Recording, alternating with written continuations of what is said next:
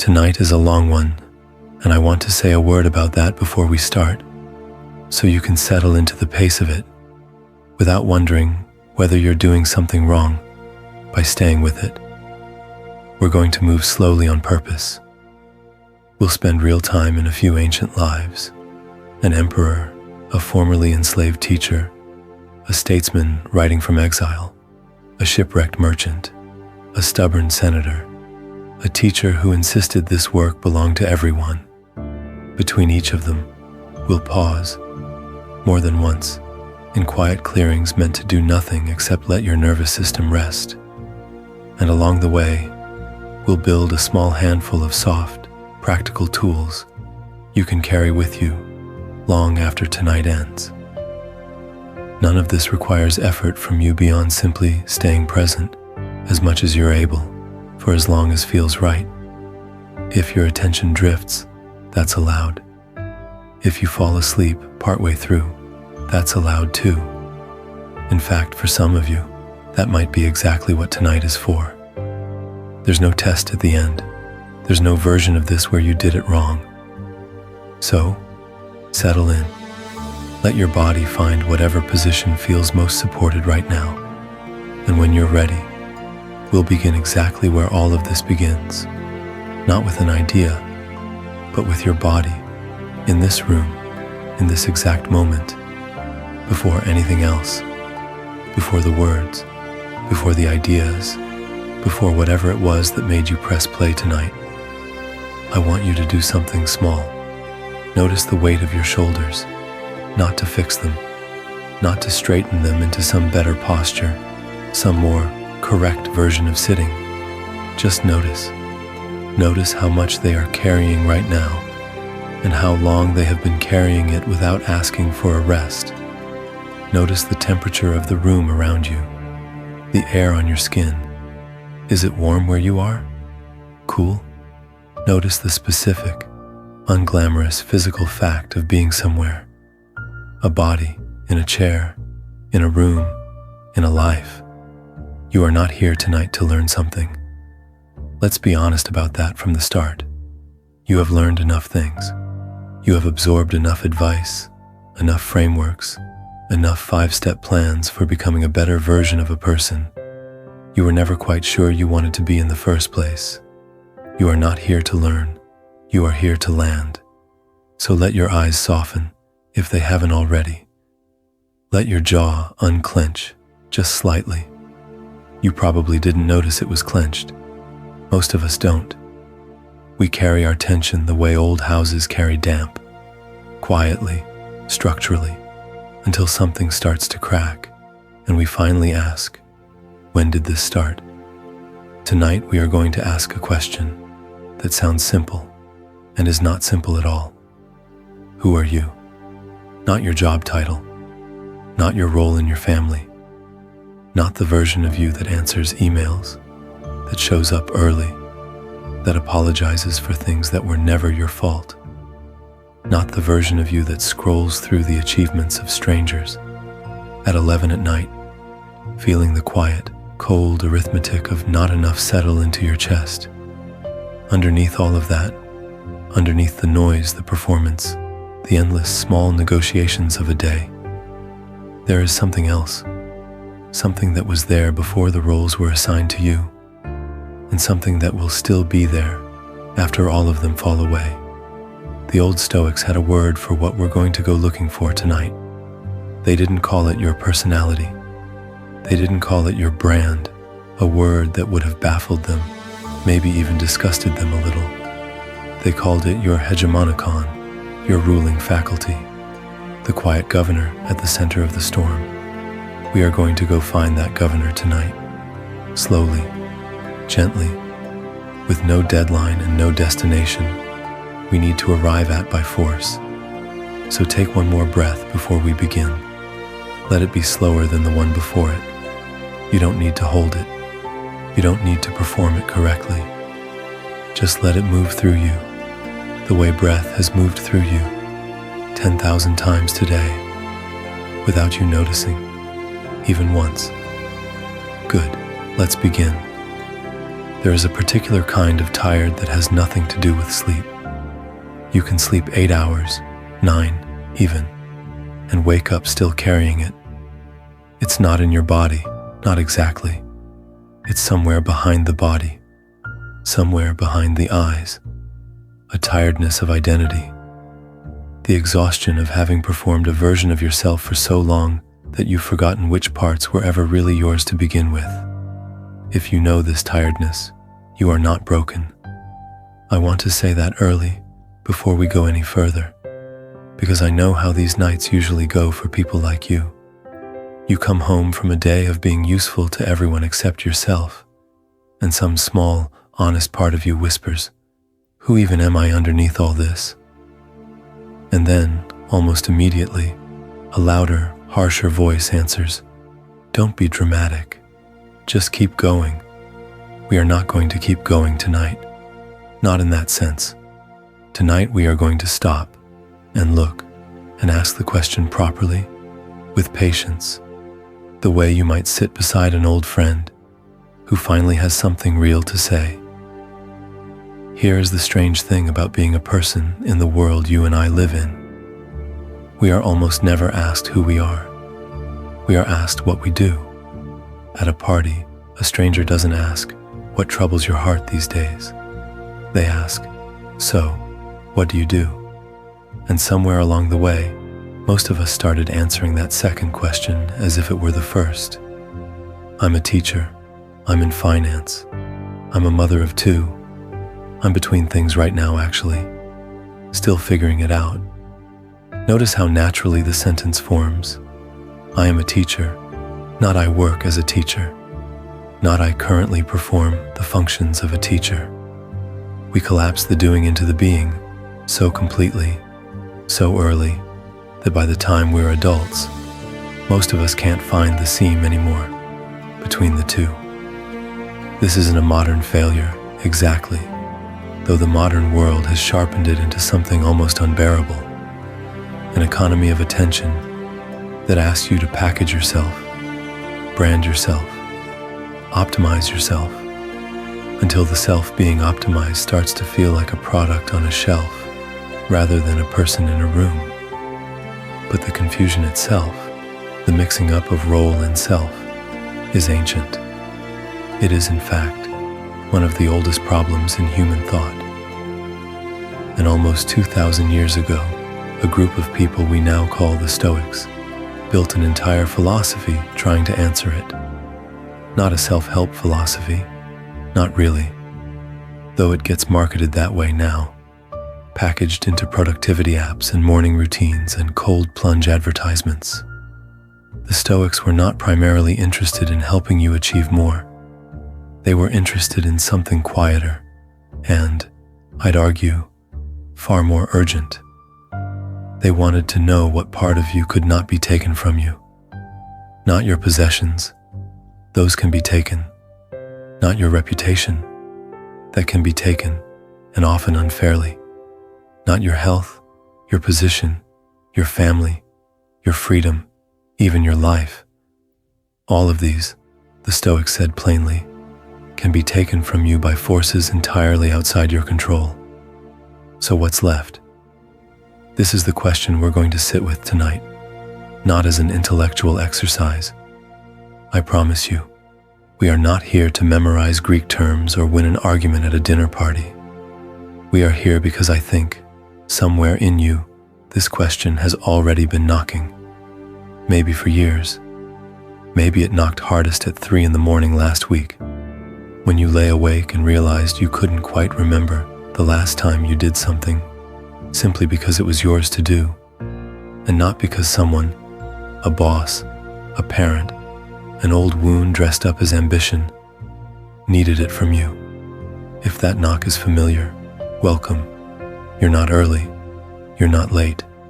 You're exactly on time. Let's talk, first, about a Roman emperor who was, by any external measure, the single most powerful man on the face of the earth, and who spent his private hours writing to himself, in a small notebook never meant for anyone else's eyes, some of the most vulnerable and searching questions ever recorded, about the nature of the self. But before we go to him, I want to stay a little longer, here, in this chapter, in this room with you, because the pivot to philosophy can happen too fast in these kinds of stories. We rush toward the wisdom and skip past the part where we actually feel understood. And feeling understood is not a lesser thing than being taught. It might, in fact, be the very ground the teaching needs to stand on. So let's stay a little longer with the tiredness. I want to name one more thing before we move forward, because I think it belongs here, early, before anything else is offered to you. This tiredness, the identity exhaustion, the sense of having performed a version of yourself for so long, you've lost the thread of what was ever really yours, is not something you need to justify tonight. You don't need to prove it's severe enough to deserve attention. You don't need to compare it against someone else's harder circumstances and conclude your own tiredness doesn't count. It counts simply because it's yours, and because you're the one carrying it, and because tonight, for as long as we're together, that's reason enough. I want to offer you a reframe, and I want to offer it slowly, because I suspect a faster version of it has already bounced off you before without landing. Your numbness is not a broken part of you. Say that again in your mind, slower this time. My numbness is not a broken part of me. We live in a culture that treats emotional flatness, that gray, muffled, underwater feeling that shows up after too many months of giving more than you had, as a personal defect, something to be optimized away, something shameful, almost, as though feeling less were a moral failing, rather than what it actually is, a biological, ancient, deeply intelligent response to prolonged demand. Think, for a moment, about winter soil, not the season as a metaphor for sadness. That's too easy, too worn out. I mean the actual, literal behavior of soil in winter. In the cold months, the ground does not produce. It does not grow. It does not push anything green or visible up toward the light. To someone glancing at a winter field, it might look dead, empty, unproductive. And there's that word again, the one we're trying to leave behind tonight, because that's exactly the judgment we're questioning. But the soil is not dead. It is not failing at being soil. It has, in fact, done something remarkably intelligent. It has withdrawn its resources inward, protecting the roots, conserving what it needs to survive a season that would otherwise destroy it. The stillness on the surface is not the absence of life. It is life, organizing itself around a threat. Your numbness works the same way. When the world becomes too loud, too many demands, too many roles, too many people needing a version of you that has nothing left to give, something in you does exactly what the winter soil does. It pulls inward. It stops producing warmth on the surface, not because the warmth is gone, but because the warmth is being protected. This is not a malfunction. This is not you not trying hard enough to feel things, to care about things, to show up the way you used to.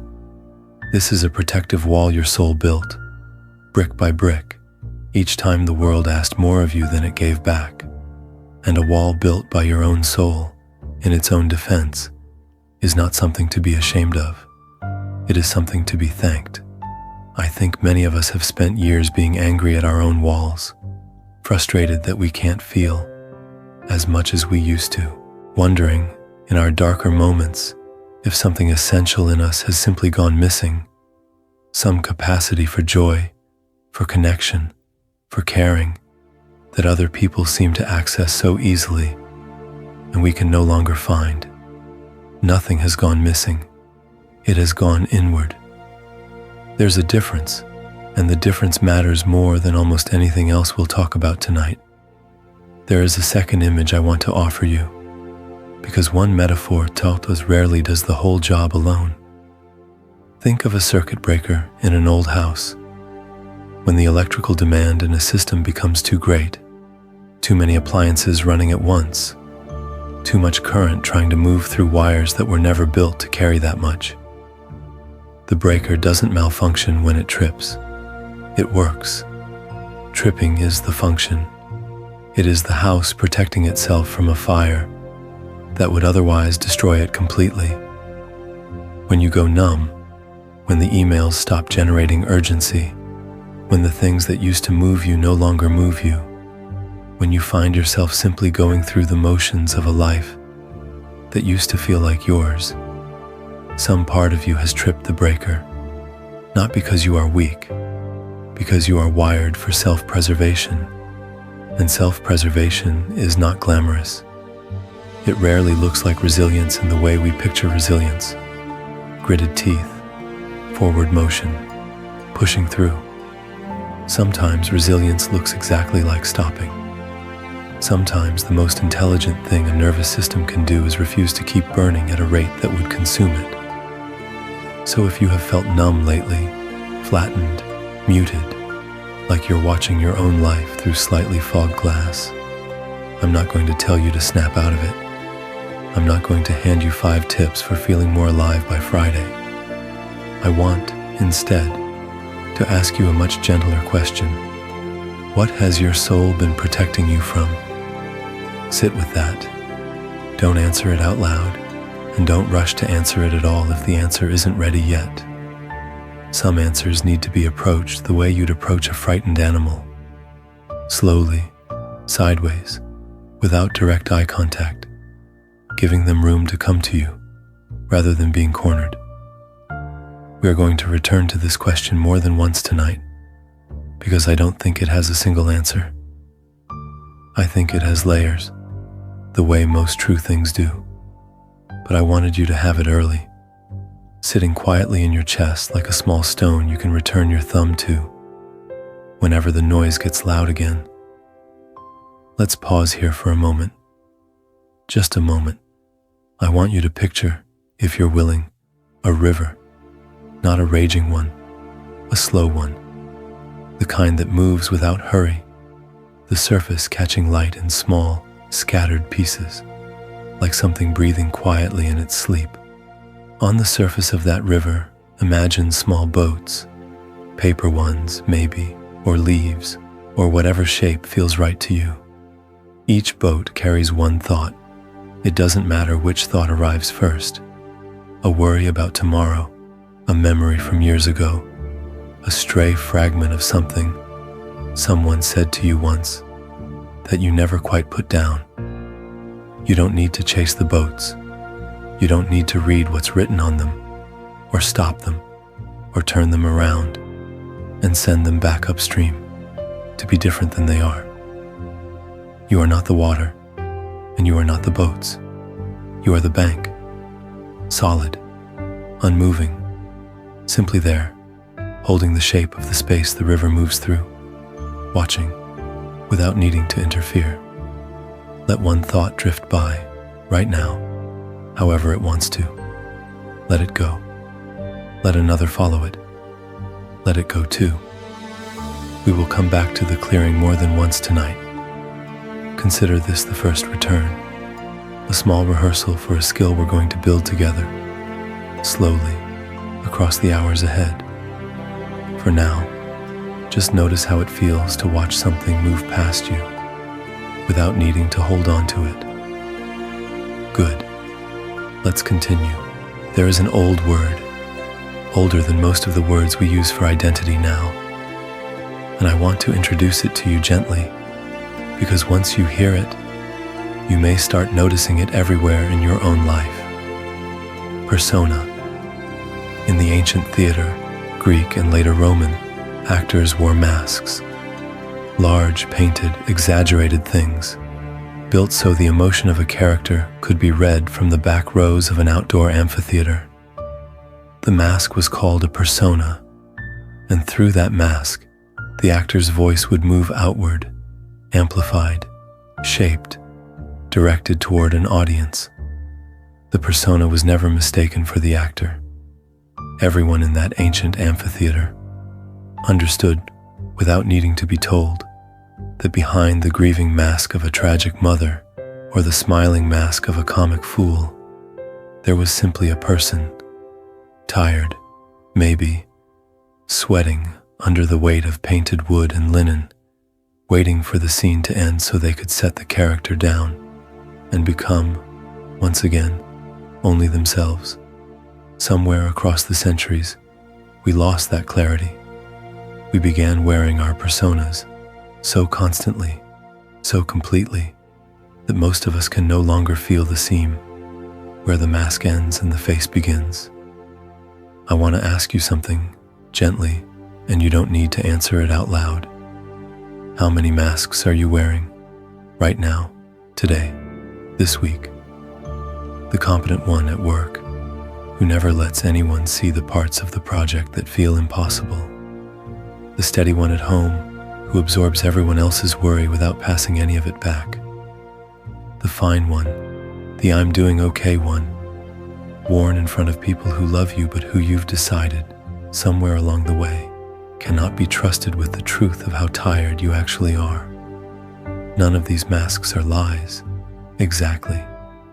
That's an important distinction, and I don't want to skip past it. The competent version of you at work is real. You really are capable, really do hold things together, really have earned whatever trust people place in that version of you. The mask isn't a fiction, it's a partial truth, amplified and shaped for an audience. The way the ancient actor's grief was real grief, even if it was also, simultaneously, a performance. The exhaustion doesn't come from the masks being false. It comes from never being allowed to take them off. Think about what happens to an actor who is never permitted off stage, who wears the mask through the curtain call, through the walk home, through dinner, through sleep, even a performance of real, honest emotion, even a mask shaped around something true, becomes suffocating if it's never removed. The face underneath begins to forget its own shape. It begins to wonder, in its rawest, most honest moments, if it even has a shape of its own anymore, or if it has simply become whatever the mask requires it to be. This is the exhaustion so many of us carry, and rarely name correctly. It is not tiredness from doing too much, though that's often the language we reach for. It is tiredness from performing too continuously, from never getting the quiet backstage moment where the mask comes off and something unguarded gets to simply exist, without an audience, without a role to fulfill, without needing to be useful, impressive, fine, or okay. I want to be careful here, because I don't want you to hear this as an argument against roles altogether. The Stoics were not hermits who rejected duty. Quite the opposite. They believed deeply in showing up fully for the roles life assigned you: parent, citizen, friend, worker. But they made a crucial distinction that I think has been lost in translation across the centuries, and it is, I believe, the single most important idea we'll explore tonight. You can fully inhabit a role without believing that role is the whole of who you are. The actor who plays the grieving mother with total commitment, total presence, total emotional honesty, and who still, backstage, remembers that she is also a daughter, a friend, a person who likes strong coffee and dislikes crowded rooms and has her own private griefs that have nothing to do with the character. That actor is not performing dishonestly. She is doing something the Stoics considered a kind of art, playing her part well without confusing the part for the whole of her being. This is, in essence, the entire architecture of what Stoicism calls the discipline of role. Epictetus, a man we'll spend real time with a little later tonight, used to say that we do not choose which play we are cast in, or how long our part lasts, or which lines we're given, but we are entirely responsible for how well we play whatever part we're handed. Notice what this frees you from. It frees you from the crushing belief that your worth is determined by the size or prestige of your role. A small part, played with full presence and quiet integrity, is no lesser, in the Stoic view, than a grand one, and it frees you from something even heavier, the belief that when the role ends, when you retire, when you're no longer needed in the way you once were, when the title disappears, when the identity you built your whole self around gets taken from you by forces entirely outside your control, you disappear along with it. You don't. The actor remains, even after the play ends. I want to sit with you in this feeling for a moment before we go further, because I know how disorienting it can feel to hear, for the first time in a long while, that the parts of you that feel most exhausting to maintain are not actually you. They are costumes you've been wearing so long you forgot you were the one who put them on. If some part of you feels a small, quiet relief right now, let it be there. You don't need to name it precisely. You don't need to decide immediately what it means for your Monday morning, your next difficult conversation, your relationship with the people who've only ever met your mask. Relief doesn't need to justify itself before it's allowed to exist. Just notice it. Let it sit in the room with you, like a window someone finally opened after a long, stuffy afternoon. I want to tell you about a man who wore more masks simultaneously than almost anyone in recorded history, and who left behind, almost by accident, one of the most honest records of a private self we have ever recovered. His name was Marcus Aurelius, Emperor of Rome, commander of legions, the single most powerful human being on the entire planet for nearly 2 decades, ruling over roughly a quarter of the world's population at the height of his reign. If anyone had reason to believe his role was his identity, it was him. Every person he met for the last 20 years of his life saw only the mask, Emperor, Imperator, a title so enormous it swallowed the man wearing it whole in the eyes of nearly everyone around him. Senators addressed the mask. Soldiers died for the mask. Enemies feared the mask. Even his own family, in many ways, related to the mask more than the man, because the mask was what mattered to the machinery of empire. And yet, late at night, alone, in a tent on some cold military campaign at the edges of the empire, fighting wars he never wanted, dealing with plagues, betrayals, the death of children he loved, decades of grinding, thankless duty. Marcus took out a private notebook. He was not writing for us. I want you to really sit with that, because it changes everything about how we should read what he wrote. He was not building a brand. He was not crafting quotable wisdom for an audience 2,000 years in the future. He had no idea anyone would ever read these words. In fact, historians believe he likely intended for them to be destroyed.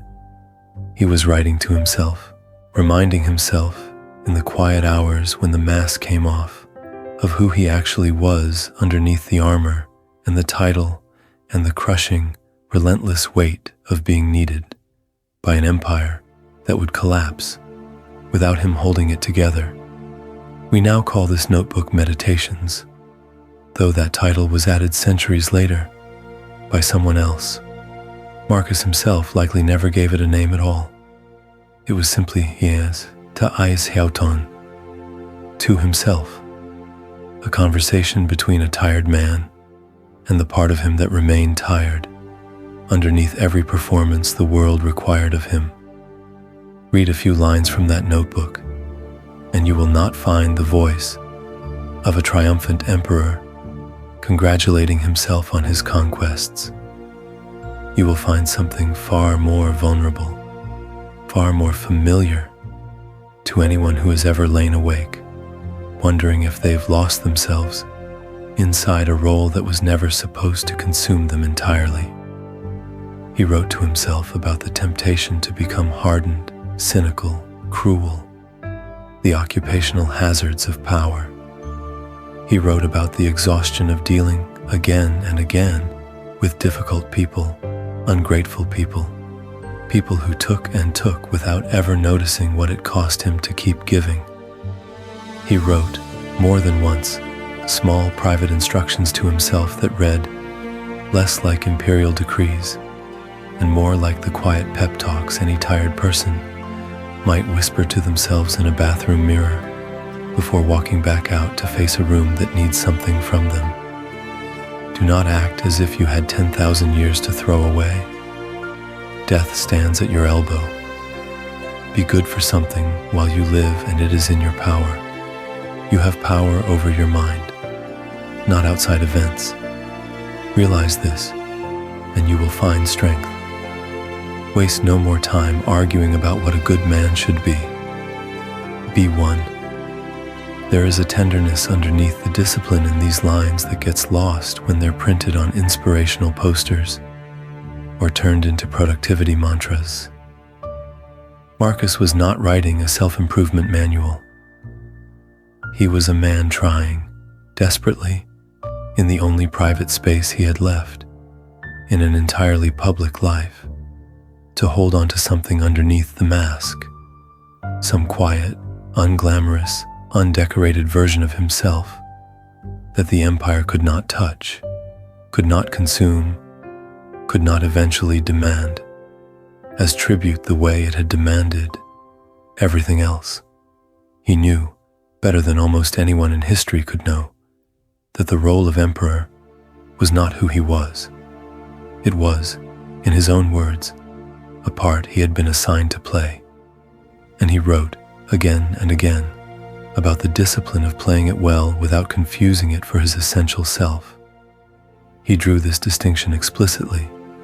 He reminded himself that just as an actor must play whatever part is given, a short one or a long one, a beggar or a king, with the same commitment and the same detachment from the outcome, so too must a person meet whatever role life assigns, without believing the role defines their worth or their nature. I find something quietly devastating and quietly comforting in the fact that the most powerful man in the ancient world needed to remind himself, privately, in the dark, that he was worth more than his position, that his soul, his actual self, the quiet governing part of him, the Stoics called the Hegemonicon, was not identical to the armor he wore, or the throne he sat on, or the endless, grinding demands of an empire that would use every last piece of him it could get. If Marcus Aurelius needed this reminder, you are allowed to need it too. You are allowed to sit in your own version of that tent, a car in a parking lot, before you walk into a house full of needs, a bathroom with the door locked, for 4 private minutes, the last conscious moments before sleep, and quietly remind yourself, this role is not the whole of who I am.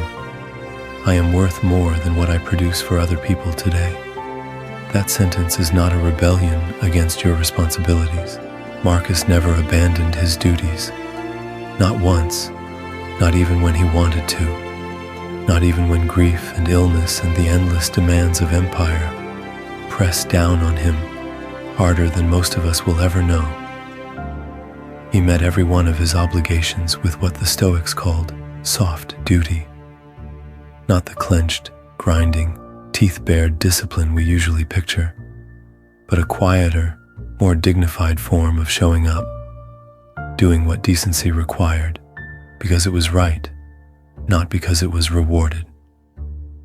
The private notebook was not an escape from his duty. It was what made his duty sustainable. It was the backstage space where the mask came off, long enough for the actual man to breathe, to remember himself, to refill whatever had been spent that day, so that he could put the mask back on tomorrow, not out of obligation alone, but from a place of quiet, restored alignment with who he actually was underneath it. I want to offer you something like that notebook tonight. Not literally, though if you keep one or want to start one, There is something genuinely powerful in writing privately to yourself, for no audience, about the tired parts of you that the world doesn't get to see. But I want to offer you the practice underneath the notebook, the small, repeatable moment where the mask comes off, even briefly, and something older and steadier gets to simply exist. I want to give you something practical now, not a task, not another thing to add to a list that already feels too long, but a small, soft tool you can carry with you into the ordinary hours of your week. We'll call this one the unmasking pause. It takes less than a minute. It requires no equipment, no privacy even, technically, though privacy helps, and it asks nothing of your body, only a brief, deliberate turning of attention inward toward the part of you that exists underneath whatever role you're currently performing. There are 4 soft movements to it: feel, name, breathe, choose, feel. The first movement is simply noticing, without judgment, what is actually present underneath the mask you're currently wearing. Not what you're supposed to feel, not what would be convenient to feel, given the meeting you're about to walk into, or the conversation you're about to have. Just what's actually there. A tightness in the chest, a flatness behind the eyes, a low hum of irritation you've been suppressing all morning because there was nowhere appropriate to put it. You don't need to fix it. You don't even need to fully understand it yet. Just feel it, the way you'd notice whether, oh, it's raining today, without needing to argue with the sky about it. Name. The second movement is giving that feeling a small, honest word. Not a diagnosis, not a story about where it came from or whose fault it is. Just a word. Tired, heavy, frayed, hollow, tender. Marcus, in his notebook, did exactly this again and again, naming his irritation, his grief, his weariness, plainly and without embellishment, as though simply saying the true name of a thing took away some of its power to control him from the shadows.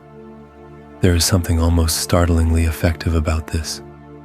Unnamed feelings tend to run the show from behind the curtain. Named feelings, even briefly acknowledged, tend to settle, just slightly, the way a crying child settles a little.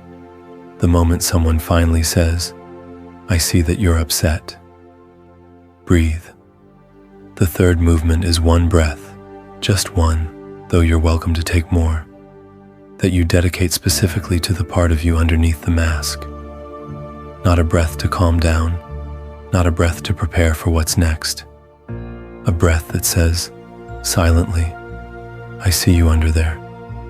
I know you're tired. I know the mask is heavy today." Let the exhale be a little longer than the inhale, if that's comfortable. There's no performance required here either. Even this breath doesn't need to look a certain way. Choose.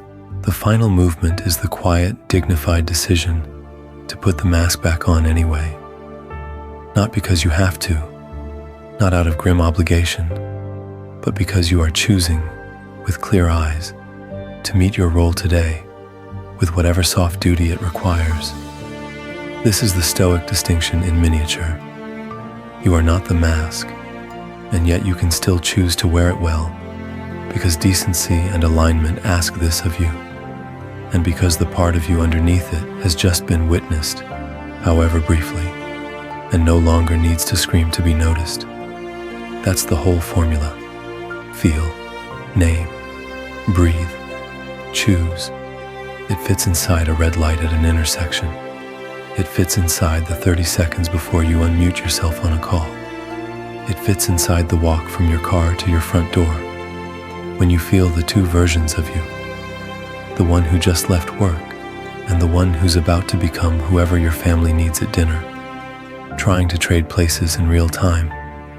You don't need to do this perfectly. You don't need to do it every time you notice the mask growing heavy. Even doing it once a day, quietly, privately, is enough to begin loosening a habit that may have taken years to calcify. The habit of forgetting, hour after hour, that there is someone underneath all the performing who deserves, at minimum, to be noticed by you. Let's rest again for a moment. Imagine, if you're willing, that you are able to rise, slowly, gently, without effort, above the room you're sitting in right now, above the building, above the street, high enough that the individual concerns of your day begin to lose their sharp edges.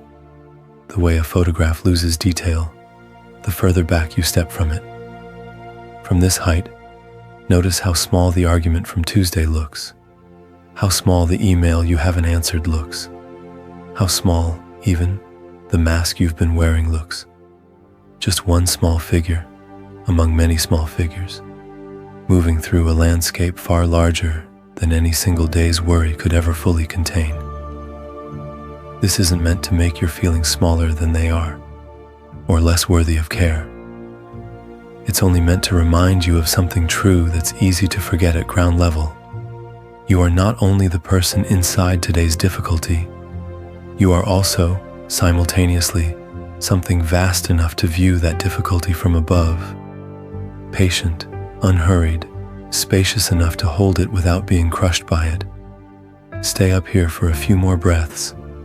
There's nothing to do, nothing to solve, just space and altitude and the quiet relief of remembering that the view from above exists whenever you need to return to it.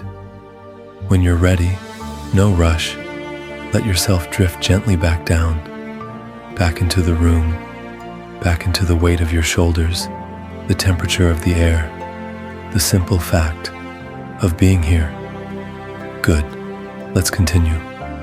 I want to ask you to try something, just for a moment, before we go further into the philosophy of it. Notice that you can notice your own hand. Look at it, or simply picture it. Notice its weight, its temperature, the small particular details of it, the lines across the knuckles, whatever it's currently doing, resting or holding, or simply existing at the end of your arm. Now, ask yourself a strange but important question. If I am noticing my hand, am I my hand, or am I the one doing the noticing? Sit with that for a second. It sounds almost too simple to matter, and yet the ancient philosophers considered this one of the most important observations a person could ever make about themselves. If you can observe something, your hand, your body, your thoughts, your emotions, then some part of you must exist behind the observation, something that is doing the watching, something that is not identical to the thing being watched. The Stoics called this the Hegemonicon, a word that gets translated a few different ways, but the ruling faculty, or the governing self, captures it well. It is the quiet, observing center of you, not your body, which changes constantly, ages, gets sick, eventually fails, not your circumstances, which shift with every turn of fortune, not even your emotions, which rise and fall like weather across a sky that remains, underneath the storms, essentially unmoved. This is not a rejection of the body. I want to be careful here, because Stoicism has sometimes been misunderstood as a philosophy of cold detachment, a kind of emotional armor plating that teaches you to feel nothing and want nothing. That was never the actual teaching, and it's a shame how often it gets flattened into that caricature. The Stoics cared deeply about the body, about health, about physical dignity, about tending to the vessel you're given with care and respect. What they were pointing toward was something more precise. The body is yours, but it is not you. You inhabit it, care for it, are deeply affected by its states. But the part of you capable of noticing all of this, capable of choosing how to respond to what the body reports, is something quieter and more essential than the body itself. This distinction matters more than it might seem to at first, especially on the nights when your body feels like it's failing you, or your circumstances feel like they've collapsed around you entirely. Illness, exhaustion, financial hardship, the loss of things you built your identity around.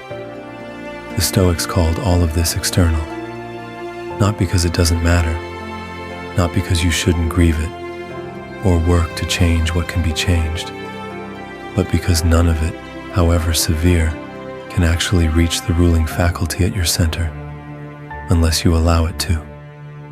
This is, admittedly, one of the hardest ideas in all of Stoic philosophy, and I don't want to pretend it's simple or easy to live by.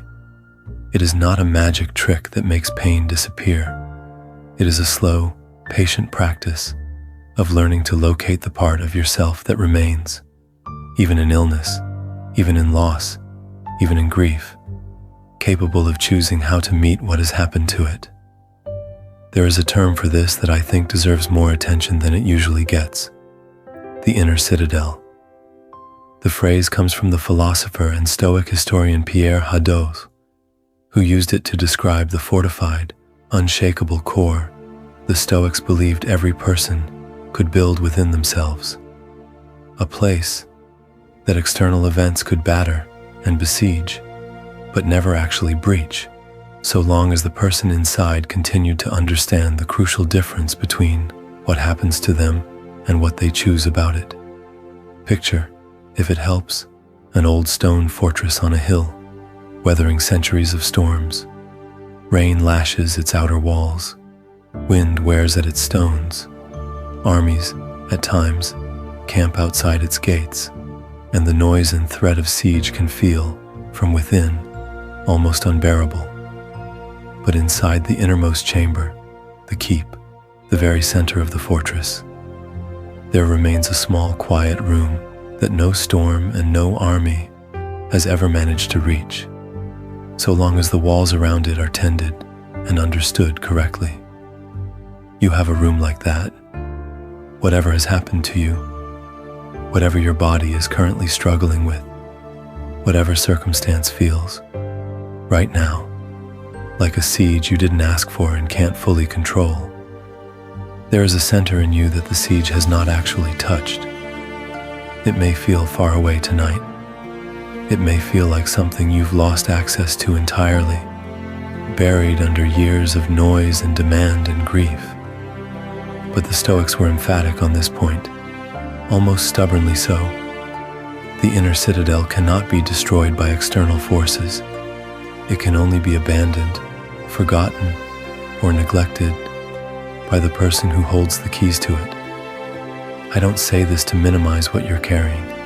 If your body is in pain right now, that pain is real, and no philosophy should ask you to pretend otherwise. If your circumstances have collapsed in some way, a relationship, a career, a version of your future you'd quietly been building toward for years, that loss deserves to be grieved fully, without rush, without the false cheerfulness of everything happens for a reason. The Stoics were not asking you to feel less. They were pointing you towards something you could still hold on to, underneath the feeling, when everything else had been stripped away.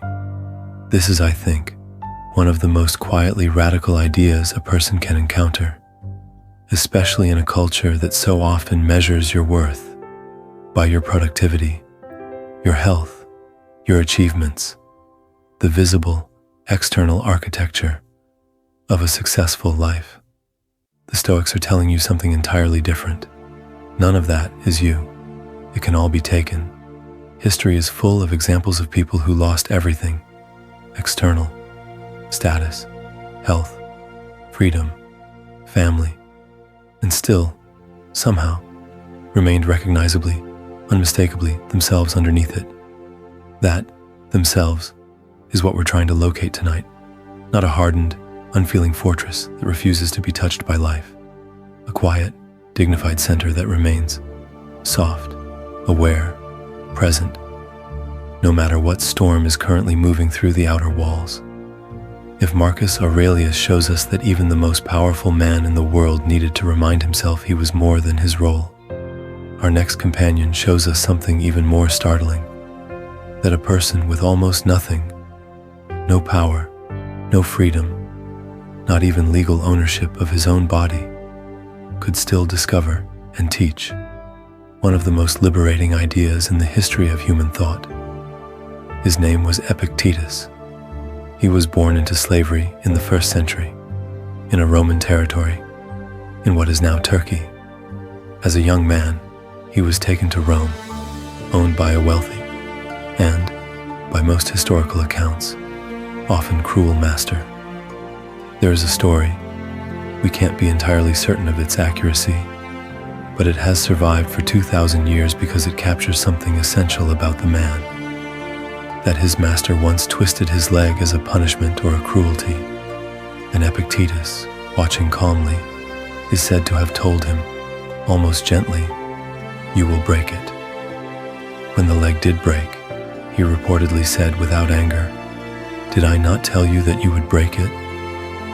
Whether or not the exact details of that story are historically precise, it points at something true about the man who emerged from it.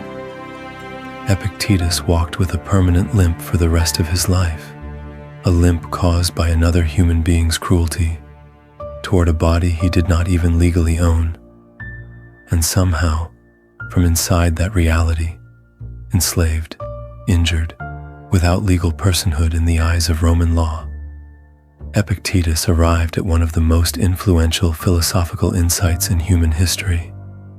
He eventually gained his freedom and became a teacher, and what he taught, again and again, to students who came from every level of Roman society was this: some things are within our control, and some things are not, and almost all human suffering comes from confusing the two.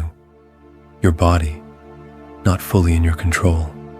It can be injured, imprisoned, aged, even owned, as his was by someone else entirely. Your reputation, not in your control. Other people will think what they think, say what they say, regardless of how carefully you try to manage their perception of you. Your circumstances, your health, whether you are praised or criticized, whether you are free or enslaved, wealthy or poor, alive or facing death, none of it, Epictetus insisted, is ultimately within your control. But your judgments, how you interpret what happens to you, those are entirely yours. Your desires and aversions, what you choose to want and what you choose to resist, those are entirely yours. Your responses, your choices about how to meet whatever circumstance you find yourself in, these remain yours, he argued. Even in a Roman slave collar, even under the threat of violence, even facing death itself, I find something almost unbearably moving about the fact that this teaching came from a man in chains, and not from someone comfortably theorizing about freedom from a position of safety and privilege. Epictetus was not offering an abstract philosophical position. He was describing, from lived experience, the only form of freedom that had ever actually been available to him, an inner freedom that no owner, no punishment, no external circumstance could reach or remove.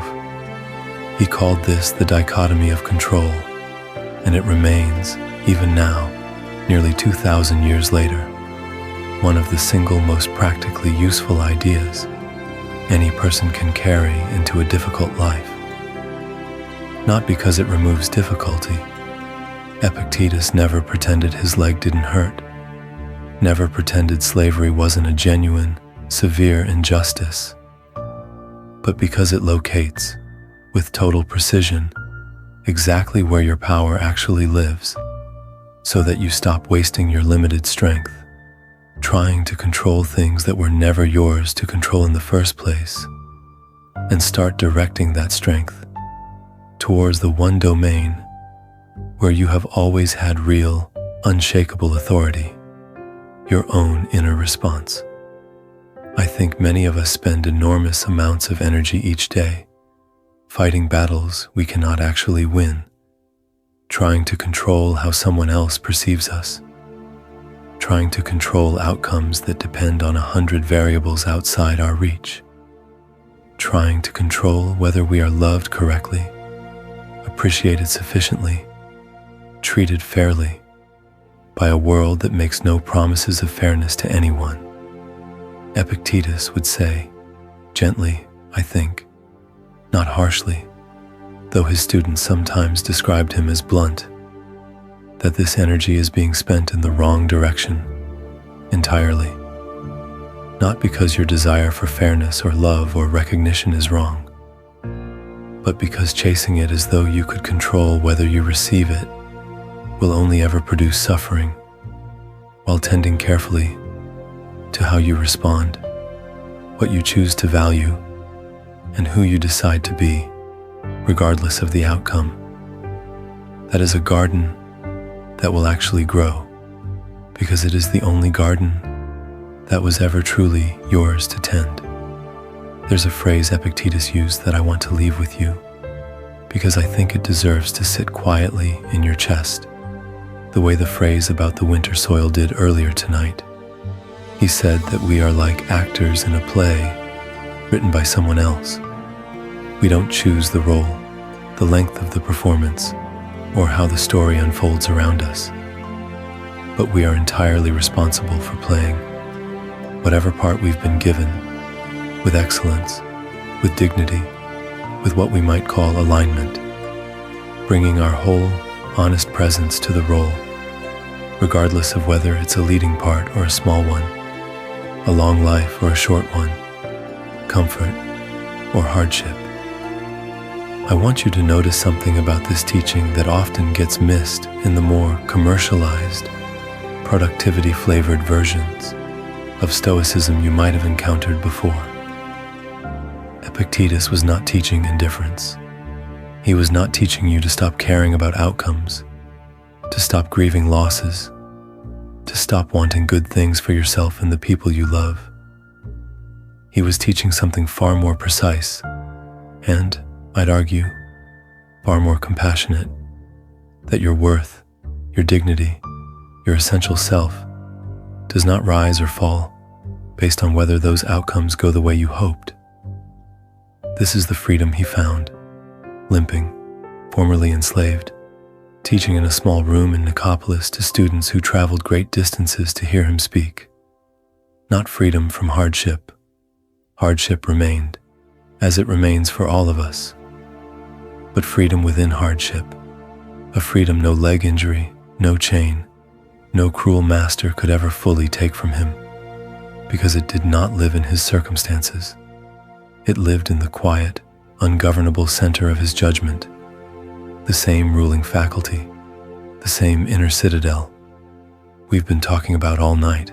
If Epictetus could locate this freedom from inside actual, literal bondage, I think it's worth asking, gently, without judgment, what smaller chains you might be mistaking for permanent walls in your own life right now.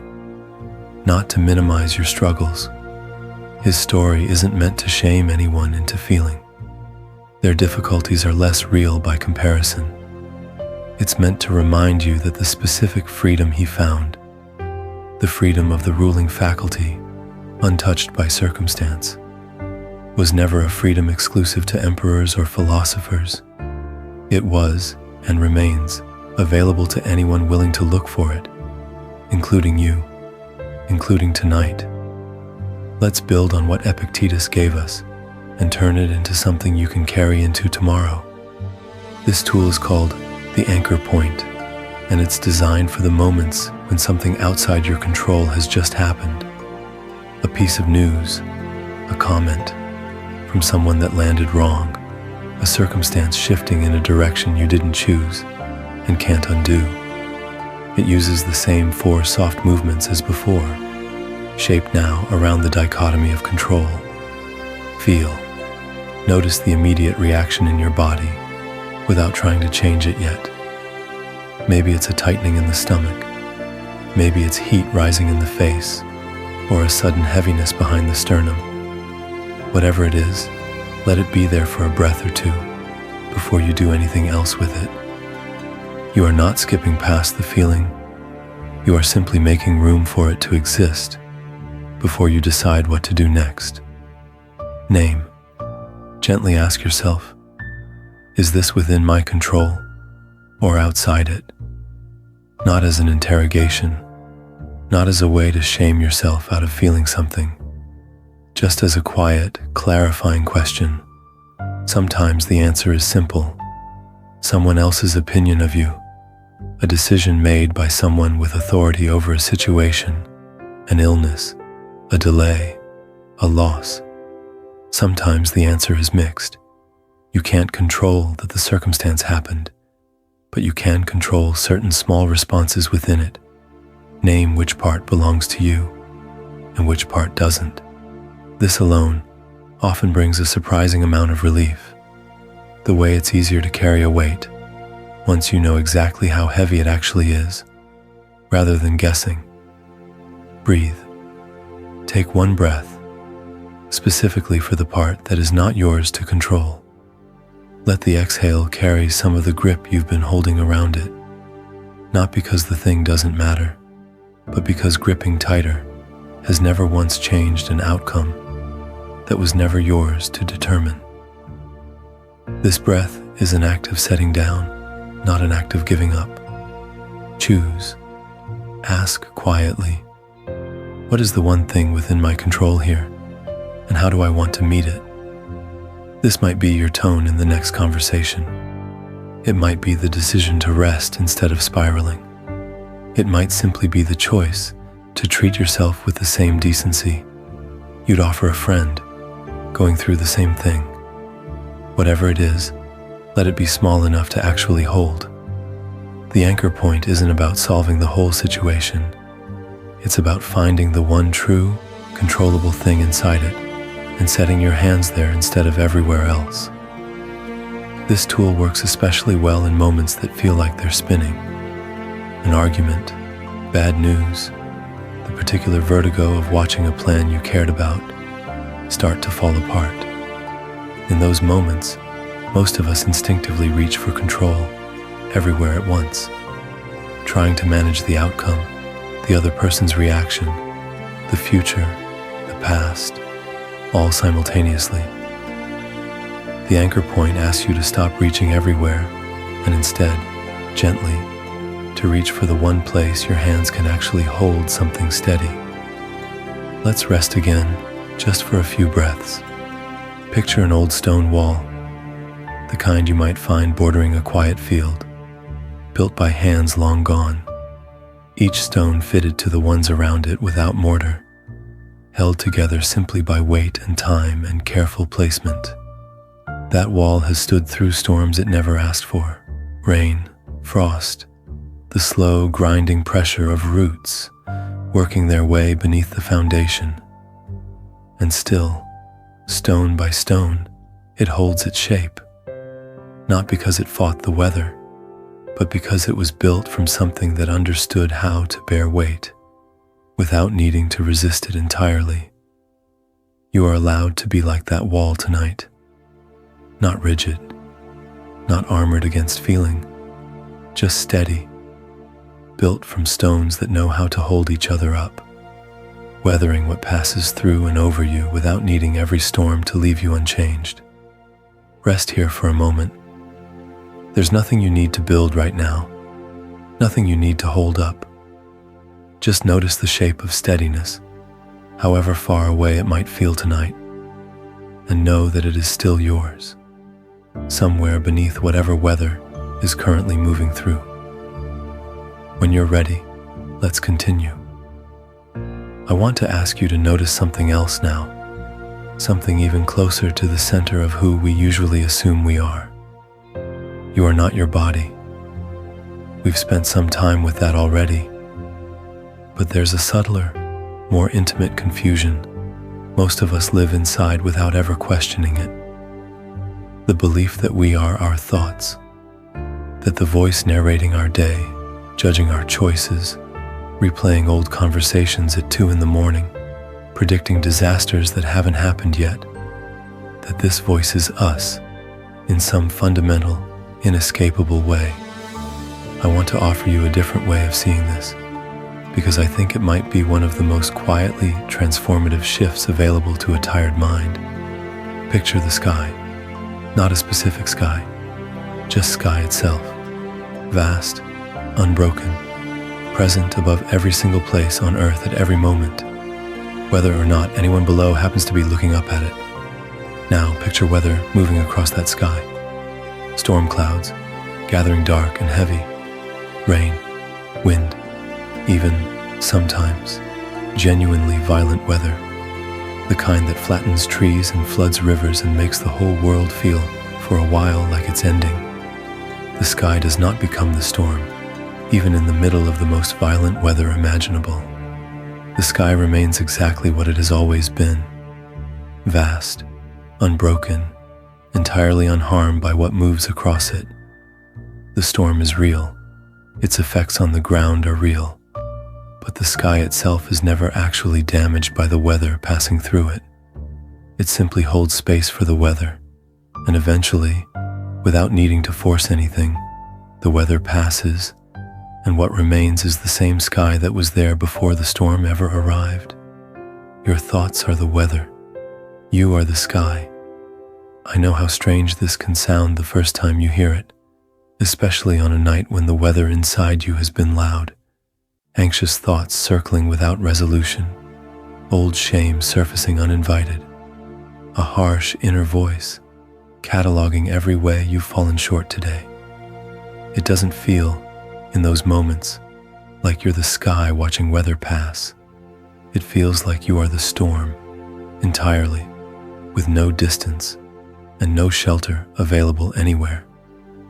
But notice, again, the same thing we noticed with your hand earlier tonight.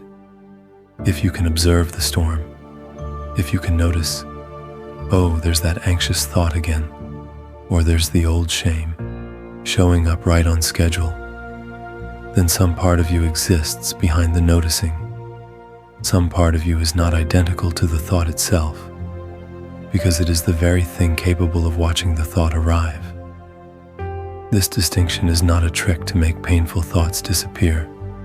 I want to be careful here, the same way I was careful with the body and the inner citadel. Stoicism was never about denying what's real or forcing yourself into false positivity. Storms are real. Some of them are severe and deserve real care, real attention, sometimes real professional support, if they've been raging for a long time without relief. But there is enormous, quiet relief available in remembering that even your most severe storms are passing through something vaster and steadier than the storm itself, and that this vaster, steadier thing is closer to who you actually are than the storm will ever be. The Stoics had their own way of describing this, though the language of sky and weather is a more modern way of translating an old idea. They talked about the difference between an impression, the raw, immediate thought or perception that arrives, uninvited, the way weather simply arrives, and your assent, the choice, entirely yours, about whether to believe the impression, argue with it, follow it, or simply let it pass without engagement. A thought arrives. I am going to fail at this. That arrival is not fully within your control. Thoughts arise the way clouds arise, shaped by old patterns, old fears, old wiring, built up over years you didn't consciously choose. But whether you assent to that thought, whether you treat it as an accurate, trustworthy report on reality, rather than simply one more piece of passing weather, that choice belongs entirely to you. This is where I want to bring in a companion from a very different century, because I think his work, though built on entirely different foundations than ancient Stoicism, arrives at something remarkably similar, and hearing the same truth from two very different directions can make it land more fully. Carl Jung, the Swiss psychiatrist who spent his life studying the architecture of the human psyche, spoke often about something he called the shadow, the parts of ourselves we push out of conscious awareness because they feel unacceptable, shameful, or simply inconvenient to the persona we've built for the world to see. Notice that word again, persona, the same word the ancient actors used for their masks. Jung was drawing, quite deliberately, on that same ancient image. Jung believed that the shadow doesn't disappear simply because we refuse to look at it. It goes underground, and from underground, it continues to influence us, showing up as irrational reactions projected onto other people, or surfacing as exactly the kind of intrusive, self-critical thought weather we've been talking about tonight. His work suggests something the Stoics would have recognized immediately, even across the enormous gap of time and culture and vocabulary separating them. That the healthiest relationship to your inner life is not one of suppression and not one of total identification either, but one of witnessing, looking directly at the difficult thought, the uncomfortable feeling, the shadowed part of yourself, without either pushing it away or being consumed by it. Jung called the process of doing this over a lifetime individuation, the slow, patient work of becoming a fully integrated self, rather than a fragmented collection of masks and suppressed shadows in constant conflict with each other. The Stoics, 2,000 years earlier, called something very similar the cultivation of the Hegemonicon, the ruling faculty strong enough to observe every impression, every storm, every shadow, without being swept away by any of them. Both traditions, arriving from entirely different centuries and entirely different starting points, land on the same quiet insight. The goal was never to stop having difficult thoughts and feelings. The goal was to develop the capacity to witness them, to be the sky rather than the storm, the fortress rather than the siege, the actor rather than the mask, so that even the darkest weather, even the most painful shadow, could move through you without becoming the entirety of who you are. I want to say something directly to you now, because I think it matters more than almost anything else. In this chapter, if you have spent years believing that your anxious thoughts, your self-critical voice, your darkest 2 a.m. certainties about your own inadequacy are who you are, if you've quietly assumed that the storm is the whole sky, I want to offer you, gently, the possibility that this was never true. The storm has always been passing through something steadier than itself. You have always been the one capable of noticing the storm, which means you have always been something other than the storm. This doesn't mean the storm isn't real, or that it doesn't deserve care. But it does mean that on the nights when the weather is worst, and there will be more of those nights, because that's simply the nature of weather, you are allowed to remember, this is passing through me. It is not the whole of me. There is sky here too, holding all of it, unbroken, waiting quietly for the storm to move on. There is one more companion I want to bring into the room with us tonight, because his story touches something none of the others quite reach. The particular grief of losing everything you built your identity around, all at once, through no fault of your own. His name was Lucius Annaeus Seneca, a statesman, a playwright, one of the wealthiest and most influential men in Rome during his lifetime, tutor and later advisor to the Emperor Nero. By any external measure available in the ancient world, Seneca had reached the summit. Wealth, proximity to power, intellectual reputation, a life most of his contemporaries could only imagine. And then, accused of conspiracy in a plot against the Emperor Claudius, a charge many historians now believe was largely political maneuvering rather than genuine wrongdoing. Seneca was stripped of his position, separated from his family, and exiled to the island of Corsica. Not for a season, not for a year. He remained there for 8 years, cut off from the political life he had built, from the city he loved, from the people who mattered most to him, uncertain, for most of that time, whether he would ever be permitted to return at all. I want you to sit with that for a moment, because I think it's easy to read philosophy from a comfortable distance and forget that the people writing it were often writing from inside real, devastating loss. Seneca did not receive Stoic wisdom as an abstract inheritance and calmly apply it to a difficult but manageable life. He built much of his most enduring thought from inside an exile that stripped away nearly everything he had used for decades to construct his sense of who he was. What survives from that period and from the years that followed are some of the most searching and tender letters ever written about grief, loss, and the architecture of a self that can survive devastation. In one of his most famous consolations, written to his mother during his exile, not to comfort himself, but to comfort her, because he understood she was suffering on his behalf, even more than he was suffering on his own. He wrote about the difference between what fortune gives and what fortune can never touch.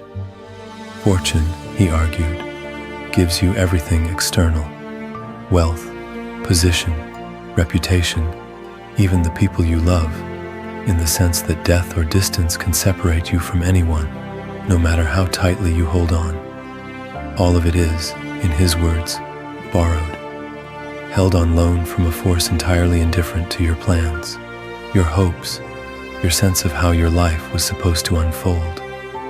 And because it is borrowed, it can be recalled at any time, for reasons that often have nothing to do with anything you did or failed to do. But there is something fortune cannot touch, he insisted, again and again, across letter after letter, written to friends, to his mother, to himself, the part of you that chooses how to meet what fortune hands you, the quality of your character, the steadiness of your judgment, the decency with which you treat the people around you, even in the middle of your own suffering. That part remains entirely, unshakably yours, no matter what island you're exiled to, no matter what title is stripped from your name. I think what moves me most about Seneca's writing from this period is that he never pretends the loss doesn't hurt. He never performs a kind of hollow, forced cheerfulness that so much bad self-help philosophy mistakes for wisdom. He grieves. He describes, honestly, the disorientation of losing a life he'd spent decades building, and within that honest grief, he keeps returning, patiently, almost stubbornly, to the same question: what, underneath all of this, remains mine? He eventually did return from exile, recalled to Rome, and went on to serve as an advisor to Nero, a relationship that would ultimately, tragically, cost him his life, when the increasingly unstable emperor ordered his former tutor to take his own life on suspicion of conspiracy. Years later, Seneca met that final moment, according to the accounts that survive, with the same steady philosophical composure he had spent a lifetime writing about, comforting the friends around him, dictating final thoughts to a scribe, even as his life was ending, refusing to let his final hours be defined by panic or bitterness. I don't share this ending to be somber for its own sake. I share it because I think it demonstrates something important about the entire architecture we've been building tonight. Seneca's sense of self was never dependent on his circumstances holding steady. It survived exile. It survived the loss of nearly everything he had built. And in the end, according to how his death has been recorded and remembered for 2,000 years, it survived even the ending of his life, because what he had built across decades of practice was not a self dependent on external permanence. It was a self rooted in something that fortune, however cruel, could never fully reach. I want to bring this back to you gently, because I don't think most of us will ever face exile to a remote island or the kind of political danger Seneca lived under. But I think many of us know a smaller, quieter version of what he wrote about. The disorientation of losing a job that had become your entire identity. The grief of a relationship ending that you'd built years of your sense of self around. The strange, hollow feeling of retirement, or an empty nest, or any of the 1,000 ordinary ways life asks us to set down an old identity before we've found the new one waiting underneath it. Seneca's letters, written from an island most of his contemporaries never even visited, are still, 2,000 years later, some of the most useful words available to anyone going through exactly this kind of loss. Not because they tell you the loss doesn't matter, because they insist, patiently, letter after letter, that something in you was never actually dependent on what was lost, and that this something, however buried it might currently feel under grief, is still there, waiting to be recognized again. This next tool is a little different from the first two, because it's meant less for a single sharp moment and more for the ongoing, quiet practice of relating differently to your own inner weather over time. I want to call it the witness seat, and I'd like you to imagine it literally, if that helps. An actual chair, somewhere just slightly behind and above the version of you that's caught in the middle of a difficult thought or feeling. Feel, whenever you notice a thought spiraling, the anxious loop, the self-critical replay, the old shame surfacing again. Pause and simply feel where it lives in your body right now, not to analyze it, just to locate it. Chest, stomach, throat, jaw. Wherever it's sitting, let your attention rest there for a moment without trying to push it out. Name. Instead of naming the feeling itself this time, name the activity your mind is doing. Not, I am anxious, but I am having an anxious thought. Not, I am a failure, but I am thinking the thought that I am a failure. This small linguistic shift, inserting I am having or I am thinking between yourself and the content of the thought, creates exactly the kind of distance the sky needs from the storm. It doesn't deny the thought. It simply, gently, correctly locates you as the one observing it rather than the thing itself. Breathe. Take a breath as you imagine, if it helps, physically moving into that witness seat, sitting slightly behind and above the version of you that's caught in the thought, watching with the same patient, unhurried attention you might offer a child working through a hard emotion. Let the breath be an act of repositioning, not escaping. Choose. From the witness seat, ask, does this thought need my belief right now? Or can I simply let it finish passing through? Sometimes the answer is that the thought contains real information worth acting on, a genuine problem that needs addressing, a boundary that needs setting. The witness seat isn't about dismissing every difficult thought as meaningless noise. It's about gaining enough distance to tell the difference between weather that needs a response and weather that simply needs to be allowed to pass. The witness seat is a practice you can return to many times a day, in small doses, and it tends to get easier the more familiar it becomes. The way any seat becomes more comfortable, the more often you sit in it. Over time, many people find that simply knowing the seat is available changes their relationship to difficult thoughts even before they consciously use the tool. The storm feels less total, less all-consuming. Once you remember, there is somewhere else in you it can be witnessed from. Let's rest here again. Picture a lake, very still, very early in the morning, before any wind has had the chance to move across its surface. The water is so calm it holds a near-perfect reflection of the sky above it. Clouds, light, the soft color of early morning, all mirrored without distortion. Now imagine a single leaf falling onto the surface. Small ripples move outward from where it lands, spreading, softening, and eventually, without any effort from the lake itself, dissolving back into stillness. The lake never fights the ripple. It never tries to force the water back into place. It simply allows the disturbance to move through it, trusting, without needing to be told, that stillness will return on its own. You don't need to force your own stillness to return either. Whatever ripple has moved through you today, a hard conversation, a worry that arrived uninvited, a memory that surfaced without permission, you can let it move outward and soften in its own time, the way the lake does.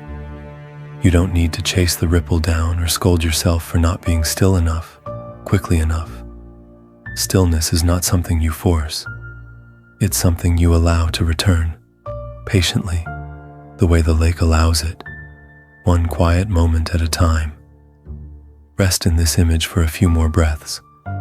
When you're ready, let's continue. There is one more layer of mistaken identity I want to walk through with you tonight, and I think it might be the most subtle one yet, because it doesn't feel like a mask or a mood. It feels like the truth. It feels like you. I'm talking about your story, not your body, not your thoughts, not even your circumstances exactly, but the narrative you've constructed about all of it, the version of your life you tell yourself, and sometimes tell others, that stitches together your past, your present, and your imagined future into something coherent. I'm the one who always gets left behind. I'm the one who has to hold everything together. I'm the late bloomer. I'm the failure who almost made it. I'm the one who's never quite enough, no matter how much I do. These stories feel like bedrock. They feel like the deepest, most honest layer of self-knowledge available to us, precisely because they're built from real events, things that actually happened, patterns that really did repeat, wounds that were genuinely inflicted by people, or circumstances that failed us. The story isn't fabricated out of nothing. That's exactly what makes it so convincing, and exactly what makes it so easy to mistake for the whole truth of who you are. But notice something important. A story is a selection out of the millions of moments that have made up your life so far. The ordinary Tuesday mornings, the small kindnesses received and given, the countless neutral hours that didn't fit any dramatic arc. Your mind has selected certain moments, connected them with a particular kind of thread, and called the resulting shape who I am.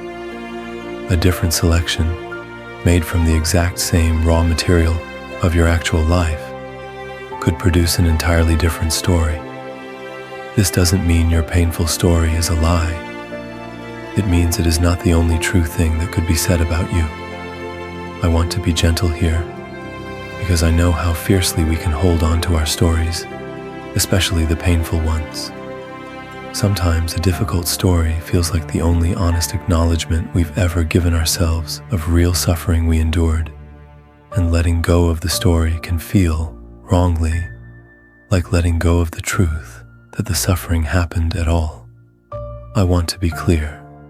Nothing about tonight is asking you to deny what happened to you, or to pretend old wounds don't deserve to be honored and grieved. We are not erasing the story. We are simply asking whether the story is the whole of who you are, or whether, like the mask, like the body, like the passing weather of a difficult thought, it is something you carry rather than something you fundamentally are. The Stoics thought a great deal about this, though they didn't use modern language like narrative identity. They talked instead about roles, the parts we're assigned to play across a lifetime, sometimes chosen, more often simply handed to us by birth, circumstance, or the decisions of other people. Epictetus, whom we spent time with earlier, was explicit that a person could be handed an enormously difficult role, a short life, a hard birth, a painful loss, and still retain full authority over how that role was played, even while having no authority at all over whether it was assigned. This is where I want to gently distinguish between two things that often get confused: your history and your identity. Your history is fixed. What happened, happened, and no amount of positive thinking changes the historical fact of it. But your identity, the meaning you extract from that history, the story you tell about what it means about who you fundamentally are, that remains, remarkably, something you continue to author, moment by moment, for as long as you're alive. I think of it sometimes like a long river with many bends. You cannot change which bends the river has already passed through. The actual terrain, the actual course, already carved into the landscape behind you. But you are not the historical course of the river. You are the current water, moving through the present moment, with real influence over which direction it continues to carve from here forward. The old bends, shaped where you are now, undeniably, but they do not determine, with total finality, where the water goes next. There is a particular kind of relief available in this distinction that I want to name directly, because I think it matters more than almost anything else we've discussed tonight. If you have spent years carrying a story that says, I am the person things happen to, I am the one who doesn't get chosen, I am the one who has to earn love through exhausting effort, because I am not lovable simply as I am. I want you to notice, gently, that this story, however real the events behind it might be, is a selection, told by a mind, doing its best to make sense of pain.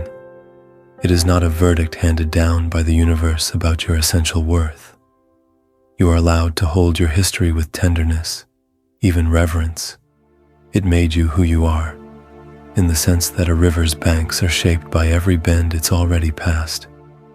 But you are also allowed, slowly, patiently, to notice that the story is not a cage.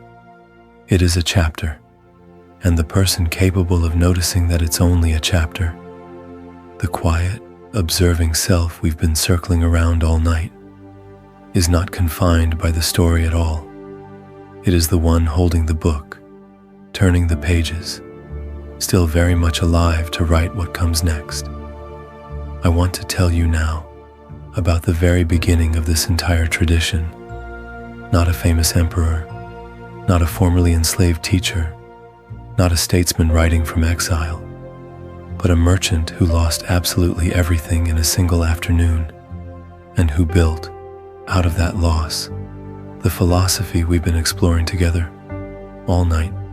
His name was Zeno, and he came from Citadel, a city on the island of Cyprus, sometime around 334 BCE. By trade, he was a merchant, not a philosopher, not an aristocrat, not someone born into a life of contemplation.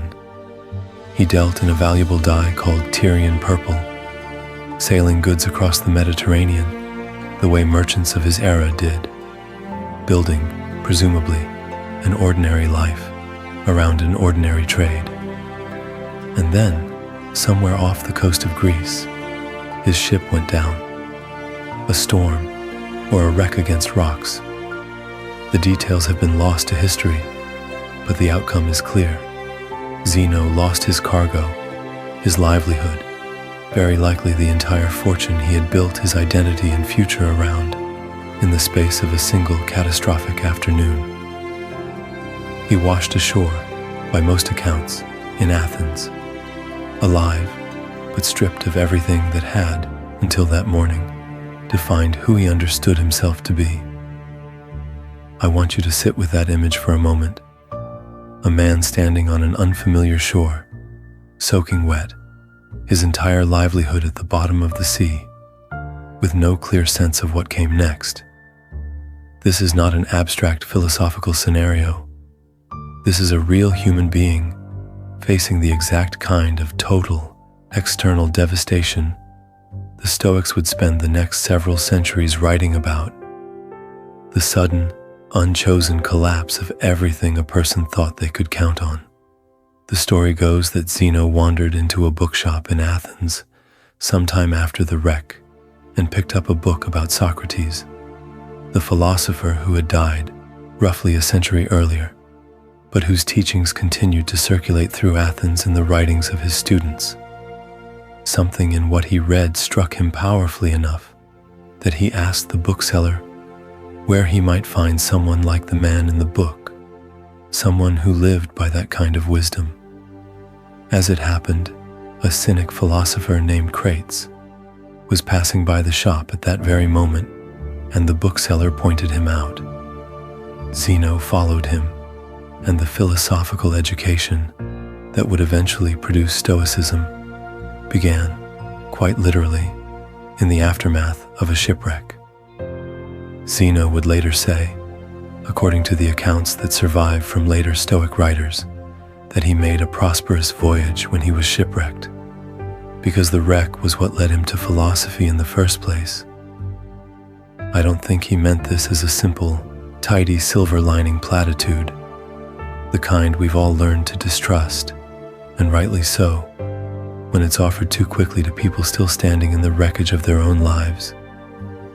I think he meant something closer to what we've been circling around all night, that losing everything external forced him, for the first time, to locate something that could not be lost, and that discovery turned out to be worth more than the cargo ever was. Zeno went on to teach in Athens for decades, in a public colonnade called the Stoa Poikile, the painted porch, which is where the word Stoic actually comes from. Not from any founder's name, not from any grand philosophical claim, but simply from the porch where a shipwrecked former merchant used to sit and talk with anyone willing to listen. There is something I find quietly beautiful in that origin. The philosophy that would go on to shape Roman emperors and formerly enslaved teachers and statesmen writing from exile began in the most unglamorous possible way. A ruined man sitting under a public porch, working out loud what remained true about himself after everything else had been taken. I want to bring this story back to you directly because I think shipwrecks, figurative ones at least, are far more common in ordinary lives than we usually admit. A diagnosis that upends the future you'd planned, a relationship ending in a way you never saw coming, a career built over decades disappearing in the time it takes to read a single termination email. These are shipwrecks.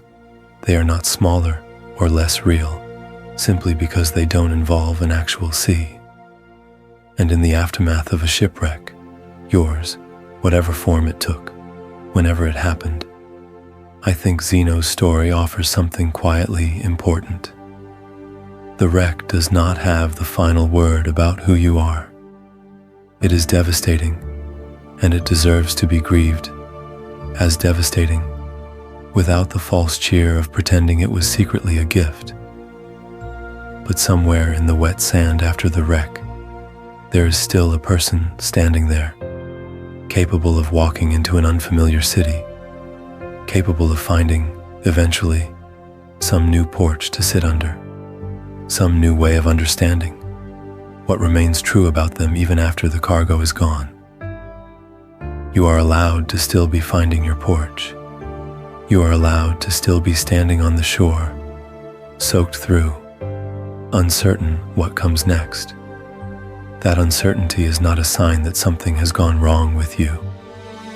It may simply be the early, disorienting shape of a beginning you can't fully see the outline of yet. I want to turn now to a confusion so common, so deeply embedded in the world you and I live in, that most of us have never once questioned it directly. It's the quiet, almost invisible belief that your worth is measured by your output, that you are in some fundamental sense, only as valuable as what you accomplish, produce, achieve, or contribute on any given day. I want to be honest with you about something before we go further. I have avoided certain words tonight, deliberately, and I imagine you may have noticed their absence, even if you couldn't name exactly why. I haven't talked about success. I haven't talked about optimization or motivation or discipline in the way our culture usually means it. Gritted teeth, forced productivity, the relentless self-improvement machinery that treats a human being as a project, perpetually under construction, never quite finished, never quite enough. I've avoided these words because I think they are, quietly, some of the most exhausting ideas a person can carry, and because I don't think the ancient philosophers we've been spending time with tonight would recognize themselves in the way these concepts get used now. Somewhere along the way, self-improvement stopped meaning becoming more aligned with your own decency and integrity, and started meaning becoming more useful, more efficient, more impressive to an audience of strangers who will never actually know you. The Stoics were deeply interested in the first kind of growth. They would have found the second kind, I suspect, a little sad. A philosophy of accumulation, dressed up in the language of wisdom. Let's think again about the difference between what the Stoics called external goods and what they called the only thing truly, unshakably yours. Your character, your judgment, your choices, achievement, a promotion, a completed project, a milestone reached, a goal finally accomplished after years of effort, is external. This doesn't mean it doesn't matter. The Stoics were not opposed to accomplishment. Many of them, Marcus and Seneca, especially, achieved enormous amounts across their lifetimes, but they refused to locate their fundamental worth inside the achievement because they understood something we've circled around all night. Anything that can be given can also be taken. A promotion can be revoked. A completed project can be forgotten within a year. A milestone, once reached, immediately recedes into the past, replaced by the next milestone, and the next, in an endless procession that never actually arrives anywhere solid enough to rest on. This is, I think, the exhausted center of so much modern suffering. The quiet, grinding sense that no matter how much you accomplish, the finish line keeps moving, and the relief you were promised at the end of the next achievement never quite arrives, or arrives and evaporates within days, replaced immediately by the next thing you're supposed to be striving toward. If your sense of self is built on achievement, you are building a house on a foundation that never stops shifting, because achievement, by its very nature, is never finished. There is always a next thing. I want to offer you a different foundation, not instead of your ambitions, not instead of your genuine desire to contribute something meaningful to the world, but underneath them, holding them steady, the way the sky holds the weather. The Stoics called this foundation arete, usually translated as virtue, though that translation carries some unfortunate modern baggage, evoking images of moral scolding or Victorian propriety. A better translation, I think, might be excellence of character, or simply, more plainly, decency. Not decency as a performance for others to witness and approve of. Decency as an internal alignment between what you value and how you actually live. A quiet, steady congruence that doesn't depend on anyone noticing it, rewarding it, or even ever finding out about it at all. This is what I mean when I talk about soft duty, a phrase I want to define carefully, because I think it's easy to mishear it as simply another word for obligation, another burden added to an already heavy list. Soft duty is different. It is the quiet decision to show up with integrity, not because you'll be punished for failing to, and not because you're chasing some external reward for succeeding, but because it is simply who you have decided to be. It asks nothing of your productivity. It asks nothing of your output.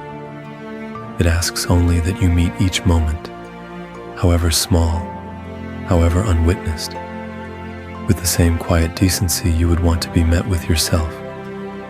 A parent who shows their child patience at the end of an exhausting day, with no one watching, no reward waiting, no audience to applaud the restraint. That is soft duty. A person who tells the truth in a small moment where a lie would have been easier and no one would ever have known the difference. That is soft duty. These acts produce nothing measurable. They will not appear on a resume, will not generate praise, will often go entirely unnoticed by everyone, except the person choosing them. And yet the Stoics believed, and I think rightly, that this is where a person's actual worth lies, not in the visible architecture of accomplishment, but in the invisible architecture of daily, unwitnessed alignment between values and action. I want you to notice something, gently, if it's true for you. If you have spent years measuring your worth by your output, by how much you produce today, how impressive your week looked from the outside, how your accomplishments compared to the accomplishments of people you follow online, whose lives you only ever see in carefully curated fragments, I imagine some part of you is exhausted in a way that no amount of further achievement has ever actually resolved. This exhaustion is not a sign that you need to achieve more efficiently. It is a sign that you have been building your sense of self on ground that was never meant to hold that kind of weight. You are allowed to set that weight down, not your ambitions. You can keep those and pursue them with real energy and real care. But the belief that your worth rises and falls with your output, that you are only as valuable as your last accomplishment, that resting or simply existing without producing anything measurable makes you somehow less deserving of care. That belief, I want to say clearly, is not something the wisest people in this tradition would have asked you to carry. It was never true. It was only ever loud. I want to introduce one more companion before we move toward the center of tonight's practice, because his life illustrates something the last few chapters have only gestured toward, what it actually looks like when a person's sense of self becomes so aligned with their own decency that external pressure, even overwhelming external pressure, simply cannot bend it. His name was Cato, specifically Cato the Younger, to distinguish him from an earlier ancestor of the same name, and he lived during the final, chaotic decades of the Roman Republic, a period of civil war, corruption, and the slow, grinding collapse of institutions that had held for centuries. Cato was a Roman senator, and he became known, even among people who despised his politics, for an almost startling incorruptibility.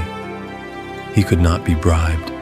He could not be flattered into compromising his principles. He was, by every account that survives, difficult, stubborn, occasionally infuriating to the people around him, precisely because he refused to bend, even when bending would have made his life dramatically easier.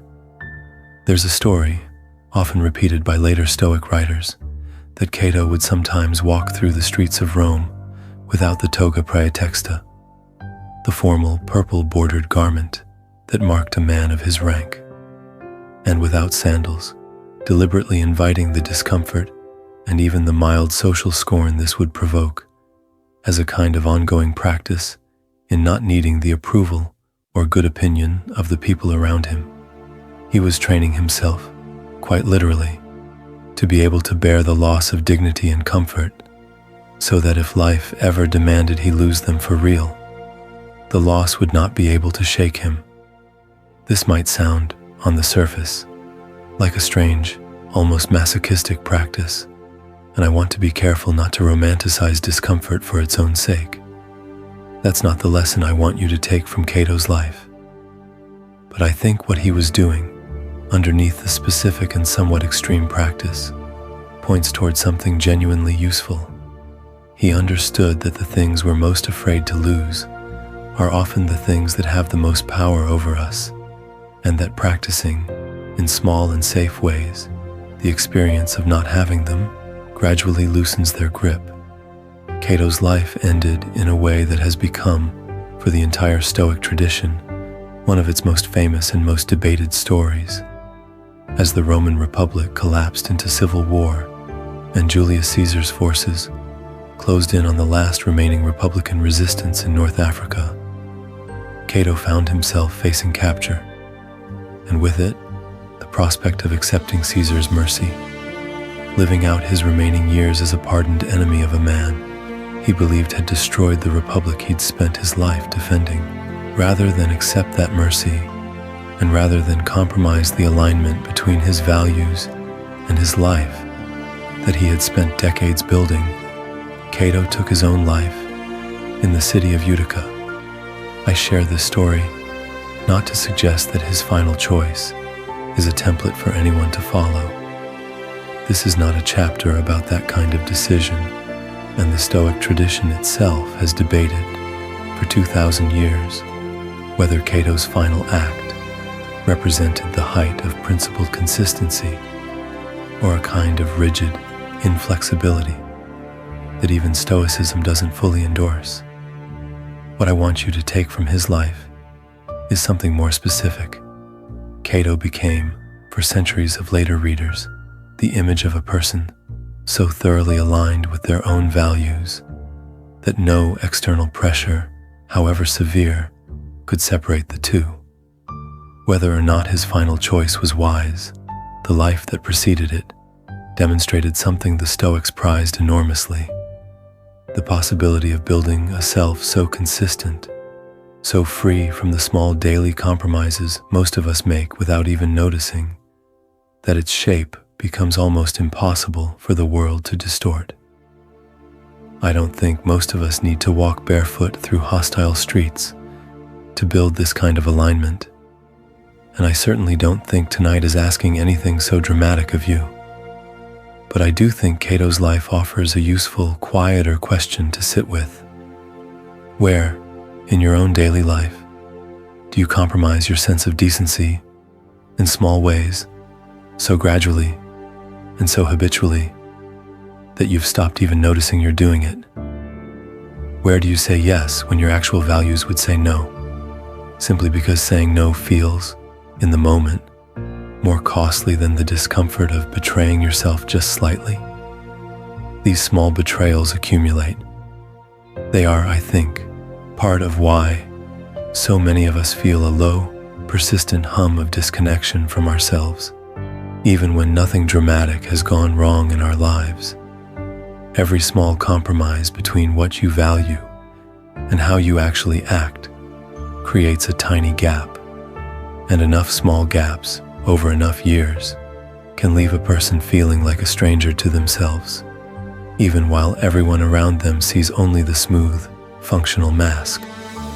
Cato's life, difficult and uncompromising as it was, points toward the alternative: a self-built, patiently, decision by decision, so that the gap between value and action narrows instead of widening. Not perfection. The Stoics never claimed perfection was available to ordinary people, and even Cato, by his own private admission, recorded by later writers, struggled and doubted and grieved like anyone else.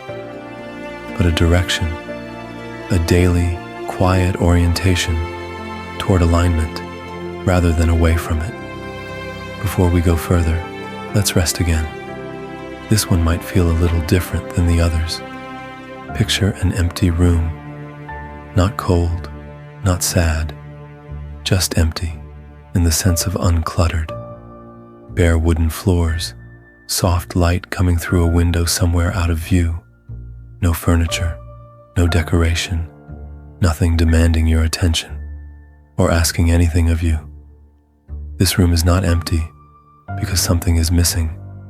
It's empty, the way a held breath before speech is empty, full of potential, full of quiet readiness, simply waiting, without urgency for whatever comes next. I want you to imagine yourself standing in the center of that room, and I want you to notice that you don't need to fill it with anything right now. You don't need to furnish it with achievements, decorate it with roles, or explain to anyone why it's currently bare. It is allowed to simply be a room, spacious, quiet, unhurried. This is, in a way, an image of the self we've been trying to locate all night. Underneath the masks, underneath the story, underneath the achievements, and the weather of passing thoughts, there is a room like this, at the center of you. It has been there the whole time, even on the days it felt entirely buried, under furniture you never chose to bring in. Stay here for a few more breaths. Let the room be exactly as empty and as spacious as it wants to be. There's nothing you need to add to it tonight. When you're ready, let's continue gently. We've spent a long time tonight taking things away. The mask, we said, is not you. The body, though precious, is not you. The passing weather of your thoughts is not you. The story you tell about your history is not you, not entirely. The achievements you've built, however real and however worth pursuing, are not the foundation your worth rests on. I imagine that if we stopped here, this could feel disorienting rather than freeing, like a series of doors closing one after another, until you're left wondering what, if anything, is actually left standing once everything else has been carefully set aside. I don't want to leave you in that empty room without also naming, as clearly and as gently as I can, what the Stoics believed remained after all the subtraction was finished. What remains, they said, is the Hegemonicon, the ruling faculty, the quiet governing center, capable of observing the body without being the body, witnessing the thoughts without being consumed by them, holding the story without being trapped inside it, pursuing achievement without depending on it for worth. This is not an absence. It is not simply empty space where the false selves used to be. It is, the Stoics insisted, the most real and most essential part of you, the part that has been present, quietly, underneath every mask you've ever worn, watching every storm move through, holding every chapter of your story, all along.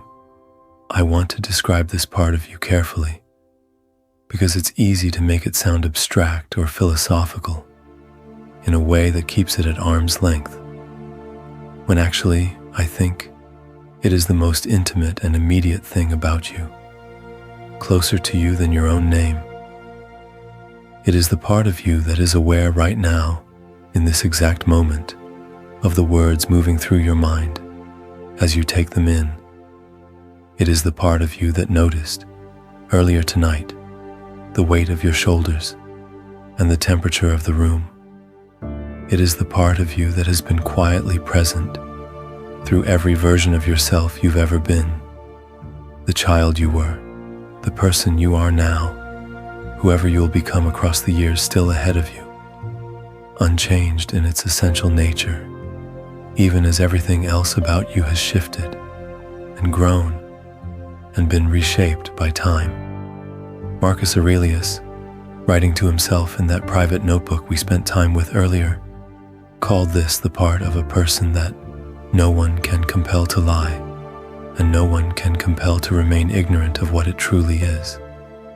He believed it to be, in some sense, connected to something larger than any individual person, a shared, rational nature running through the entire cosmos, of which each person's ruling faculty was a small, individual expression.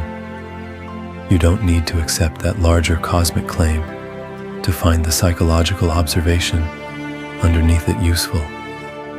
There's a part of you that cannot be forced into dishonesty about its own nature and cannot be kept forever from recognizing what it actually is once it is given the quiet and the attention needed to look.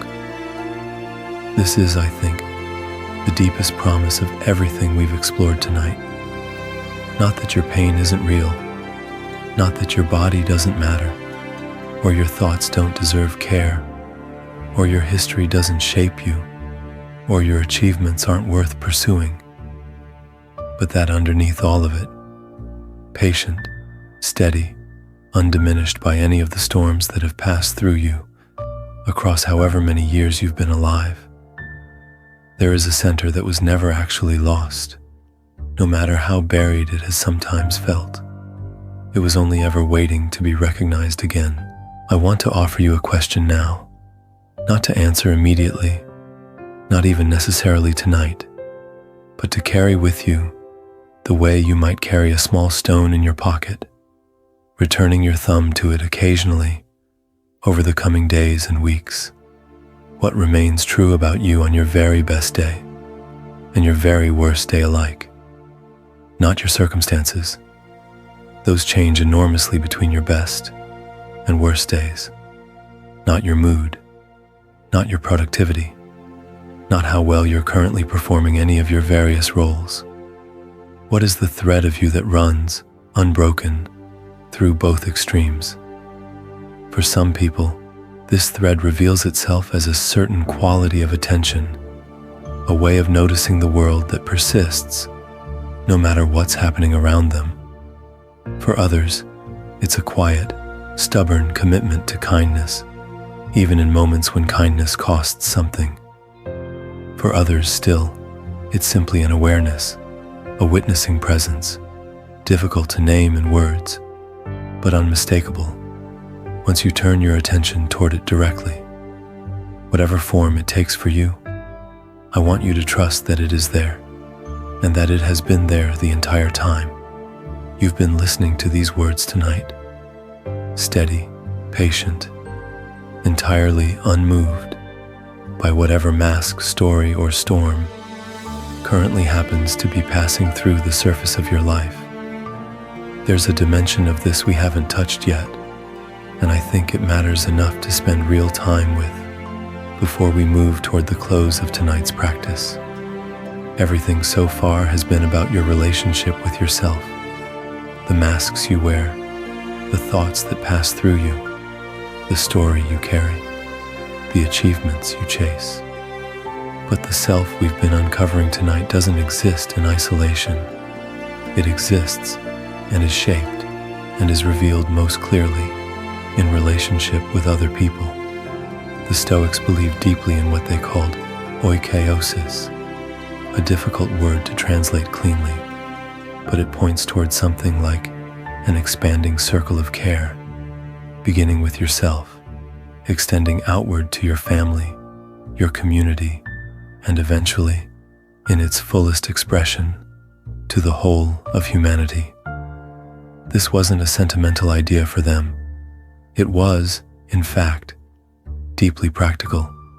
They believed that a person who had done the work of locating their own inner citadel, their own ruling faculty, was far better equipped to offer other people something real, not a performance of care, not a mask of kindness worn to be seen as a good person, but an actual, grounded, sustainable capacity to witness someone else's storm without being swept away by it. I think this matters enormously, and I want to name it directly because I suspect some of you listening tonight are not just tired from wearing your own masks. You are tired from holding space for other people's storms, day after day, without ever having your own witnessed in return. Parents know this exhaustion intimately. So do caregivers. So do the people in every family who quietly become the one everyone else leans on, the one who is expected to remain steady, no matter how much weight keeps arriving at their door. Here is something I want to offer you gently, drawn from everything we've built tonight. You cannot pour from an inner citadel you have abandoned. You cannot offer someone else the gift of being truly witnessed if you have never once turned that same quality of attention toward yourself. This isn't selfishness. I want to be careful with that word, because I think it gets weaponized too often against people who are simply asking for the bare minimum of care they've been withholding from themselves for years. Tending to your own ruling faculty, learning to witness your own storms with patience rather than judgment, is not a betrayal of the people who depend on you. It is, in fact, the only way to keep showing up for them without eventually running dry. I want to offer you a small reframe here, because I think it changes how this practice feels in daily life. When you meet someone else's difficulty, a friend's grief, a partner's frustration, a child's meltdown, a stranger's rudeness born from a bad day you know nothing about, you are being given an opportunity to practice exactly the skill we've been building all night, witnessing without being consumed.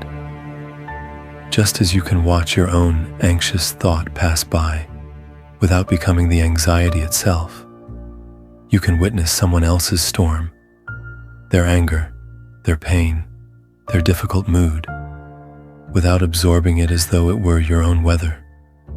This doesn't mean becoming cold or detached from the people you love. Quite the opposite. It means becoming steady enough to actually be present with them, rather than either fleeing the discomfort of their pain or drowning in it alongside them, which helps no one, including you. Marcus Aurelius wrote to himself often about the people who frustrated him, who wronged him, who tested his patience daily in the business of running an empire. And again, he returned to the same reminder. Their difficulty is their storm to weather, and my task is to remain the steady sky, offering what genuine help I can, without losing my own center in the process. I want to be honest that this is difficult practice, maybe one of the most difficult in this entire tradition. It is far easier to either shut down entirely, walling yourself off from other people's pain so it can't touch you, or to merge completely with it, taking on their storm as though it were your own, until you're just as swept away as they are. The Stoic path asks for something harder, and, I think, ultimately more loving than either extreme. Full presence, full care, full willingness to be affected, held within a center, steady enough not to be destroyed by what it's witnessing. If you have spent years as the one who holds everyone else together, I want to say clearly, you are allowed to be witnessed too. You are allowed to have someone sit with your storm the way you have sat with so many others. And if no one in your life has offered you that yet, I want you to know that the practice we've been building tonight, the quiet return to your own ruling faculty, your own inner citadel, is itself a form of being witnessed by yourself first, which is, more often than we admit, exactly where that kind of care needs to begin. I want to bring in one more thread now, because I think it's impossible to talk honestly about Stoicism and the self without talking about something the Stoics return to constantly, almost obsessively, in their private writing. The fact that all of this, the body, the roles, the story, the achievements, even the ruling faculty's current expression in this particular life, will, one day, end. This might seem like a strange note to bring into a conversation that has, so far, been mostly about comfort and steadiness. I want to explain why I think it belongs here, and why the Stoics considered it not a morbid detour, but one of the most clarifying practices available to a person trying to understand who they actually are. They called it Memento Mori. Remember that you will die. Marcus Aurelius returned to this reminder constantly in his private notebook, not out of despair, but almost as a kind of clarifying tool, a way of cutting through the noise of daily anxieties to ask what actually mattered. He would remind himself that emperors before him, however powerful, however certain they seemed of their own permanence, were now nothing but names and histories, their vast concerns and urgent crises long since dissolved into irrelevance. He found, in this reminder, not despair, but a strange, sober freedom, the freedom of no longer needing to take so seriously the things that felt urgent but were not, in the end, essential. I want to offer you this same reframe gently, because I think it can do something quietly powerful for the exhausted mind we've been tending to all night. So much of our daily suffering comes from treating temporary things as though they were permanent, a difficult season as though it will never end, a role as though it defines us forever, an achievement or its absence as though it settles, once and for all, some permanent verdict about our worth. Remembering impermanence doesn't make any of this meaningless. It does something closer to the opposite. It clarifies what actually matters by stripping away the false urgency we attach to things that, from the vantage point of a whole life, are far smaller than they currently feel. Here is something I find genuinely moving about this practice. Once you sit with it long enough to get past its initial discomfort, if everything external is impermanent, your body, your roles, your achievements, even your story, which will eventually be forgotten by everyone who ever knew it, then the only thing actually worth building your identity around is the one thing that isn't measured by duration at all. Not your legacy, which fades, not your accomplishments, which are eventually surpassed or forgotten, but the quality of presence, decency, and alignment you bring to this exact moment, right now, regardless of how long any of it lasts. This is, I think, the quiet gift hidden inside what sounds, at first, like a grim reminder. If your worth depended on permanence, on your achievements lasting forever, on being remembered, on your story continuing indefinitely, you would be chasing something that has never once been available to any human being in history. However powerful, however remembered, however seemingly permanent, their impact appeared to be in their own lifetime. But if your worth is located instead in the ruling faculty, in the quality of alignment you bring to this present moment, then it was never actually dependent on duration at all. It is available to you, completely, right now, in this breath, regardless of how many more breaths remain. I don't offer this to make you fear death, or even to think about it more than feels useful to you. I offer it because I think, paradoxically, the reminder of impermanence is one of the most powerful tools available for locating the part of you that was never actually impermanent to begin with. The witnessing self, present in this exact moment, unconcerned with how long the moment lasts, simply here, simply aware, simply itself. Let's rest again for a moment. Picture a single candle, burning quietly in an otherwise dark room. Its flame doesn't worry about how long it will burn. It doesn't strain against the wax that's slowly being spent, doesn't grieve in advance for the moment it will eventually go out. It simply burns, fully, completely, exactly as bright as it is capable of being, for exactly as long as it lasts. There is something worth learning from this small, uncomplicated flame. You don't need to know how long your own light will last in order to let it burn fully now. You don't need certainty about tomorrow to be completely, genuinely present tonight. Let yourself be like the candle for a few breaths, not worried about the wax, not straining against time, just burning, quietly, exactly as you are, in this exact room, in this exact moment. When you're ready, let's continue.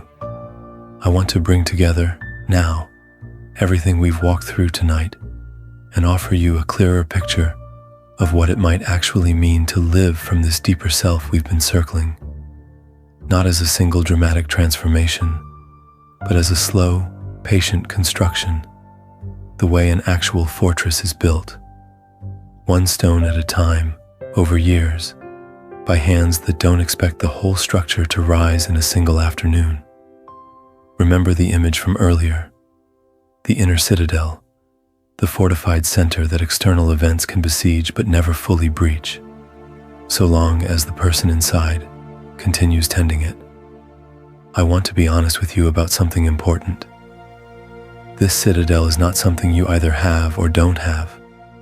It is not a prize awarded to people who are naturally calmer, naturally wiser, naturally more resilient than you. It is built, stone by stone, through exactly the kind of small, repeated practices we've been exploring tonight. Noticing the mask and setting it down for a moment, distinguishing what's within your control from what isn't, watching a thought pass by without becoming it, holding your story with tenderness rather than total identification, locating your worth in alignment rather than achievement.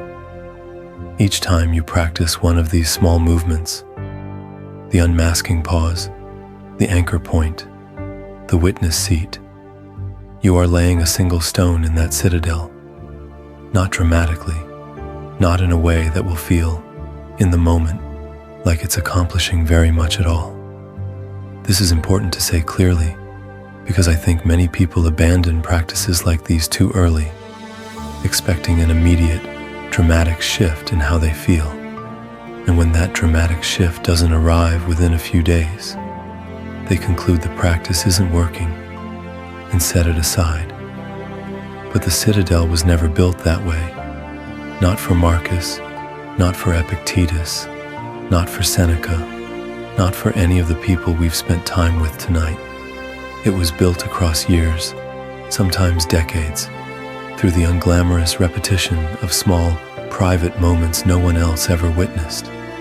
Marcus was still writing reminders to himself late in his life, decades after he first began the practice, which tells us something important.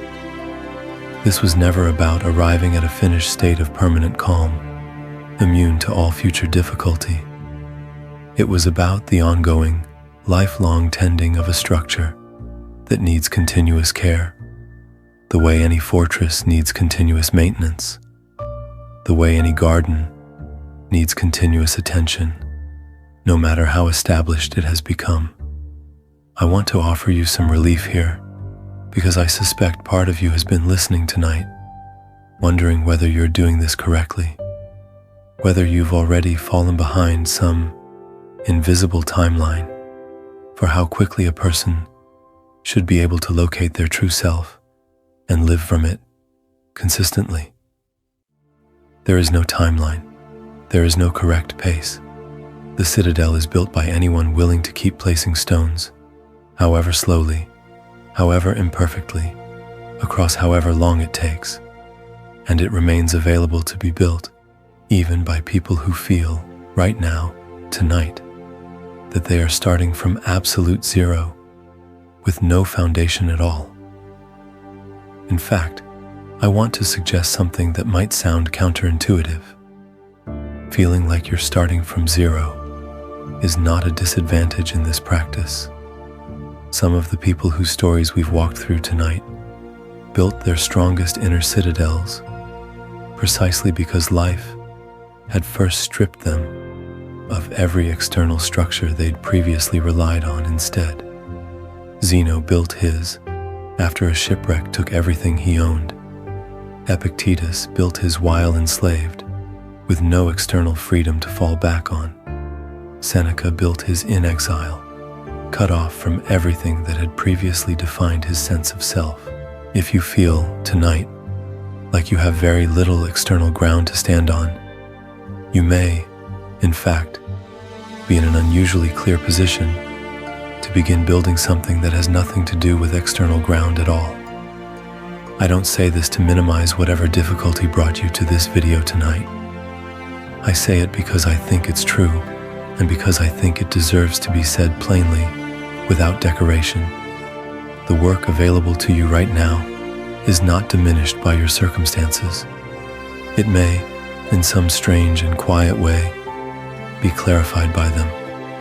I want to introduce one final companion before we move toward the practices that will close out our time together tonight, because his particular contribution to this tradition speaks directly to a doubt I suspect some of you might be quietly carrying.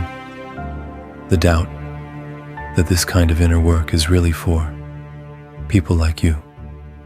His name was Musonius Rufus, and he lived in the 1st century, teaching in Rome during a politically dangerous period that eventually led to his exile, not once, but twice, for reasons connected to his philosophical teaching and his refusal to flatter those in power.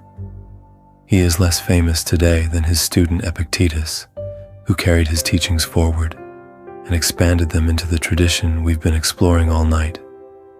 But Musonius deserves real attention in his own right, because of one particular conviction he held more firmly and argued more explicitly than almost anyone else in the ancient philosophical world: that philosophy, the actual practical work of understanding and living from your true self, was not a luxury reserved for wealthy aristocratic men with leisure time to spare.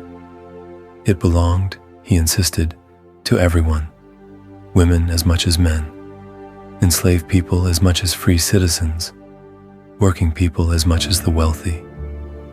This was a radical position in the ancient world, where philosophy was often treated as an elite pursuit, something practiced in gardens and lecture halls by men who had the luxury of hours free from labor to devote to contemplation.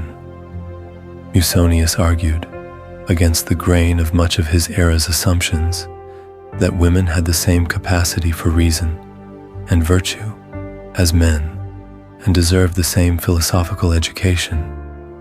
He argued that manual labor was not beneath philosophical dignity, and in fact, praised farming, specifically as a life particularly well suited to cultivating the kind of grounded, practical virtue Stoicism was interested in.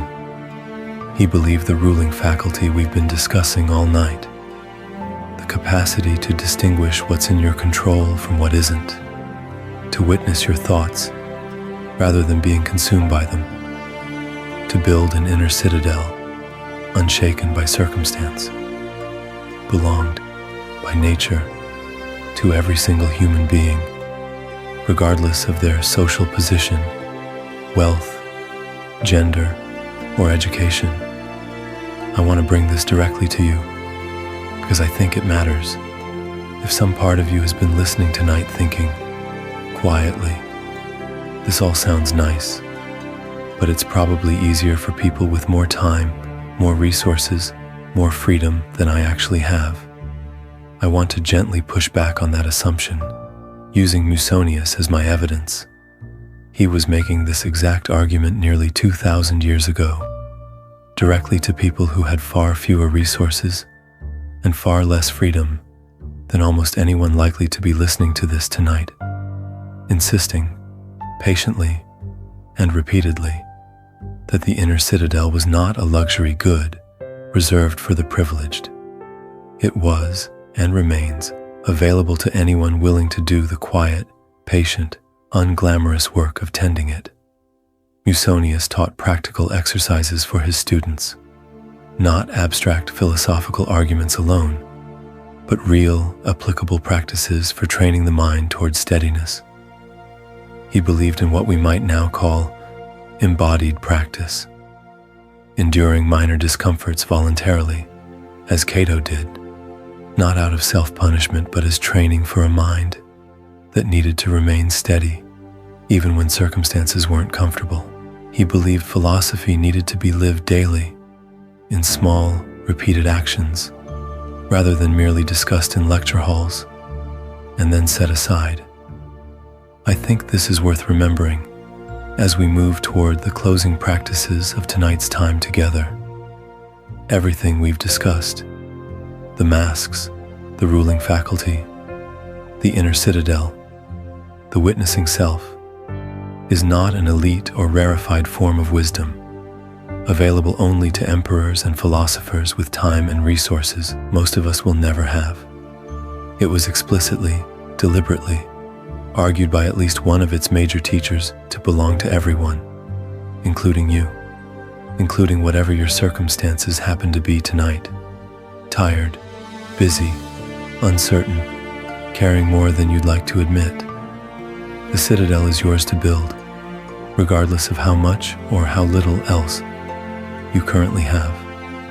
Before we move into the final practice of the night, I want to walk back through everything we've explored together, slowly, the way you might walk back through rooms in a house you've just finished cleaning, taking a quiet inventory of what's been set down and what remains standing. We began with your shoulders and the weight they've been carrying, and the simple, unglamorous fact of being a body in a room. We talked about numbness, your numbness if you carry it, and how it is not a moral failure but a form of biological intelligence, a protective wall built by a soul that was asked for more than it had left to give. We talked about winter soil, which looks empty, but is quietly protecting its roots. We talked about circuit breakers, which trip not because they're broken, but because they're working exactly as they should. We talked about masks, the personas we wear so continuously that most of us have forgotten the shape of the face underneath. We met Marcus Aurelius, the most powerful man in the ancient world, writing privately to himself in the dark, reminding himself that he was worth more than his productivity, more than his empire, more than the mask the entire world could see. We built the unmasking pause together, feel, name, breathe, choose, a small portable practice for finding the face beneath the mask, even briefly, even in the middle of an ordinary day. We talked about the body and about circumstance and about the inner citadel, the fortified center within you that external events can never fully breach so long as you keep tending the walls.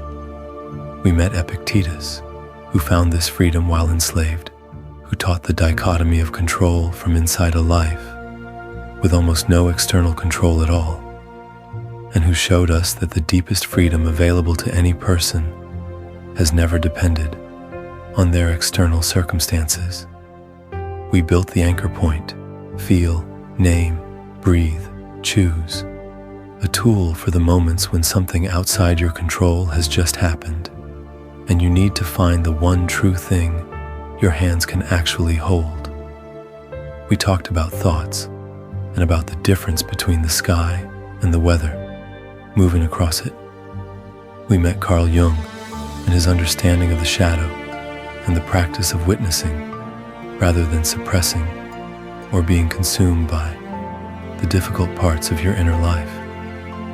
We built the witness seat, feel, name, breathe, choose, a practice for creating just enough distance between yourself and a difficult thought to remember that you are the one capable of observing it, not the thought itself.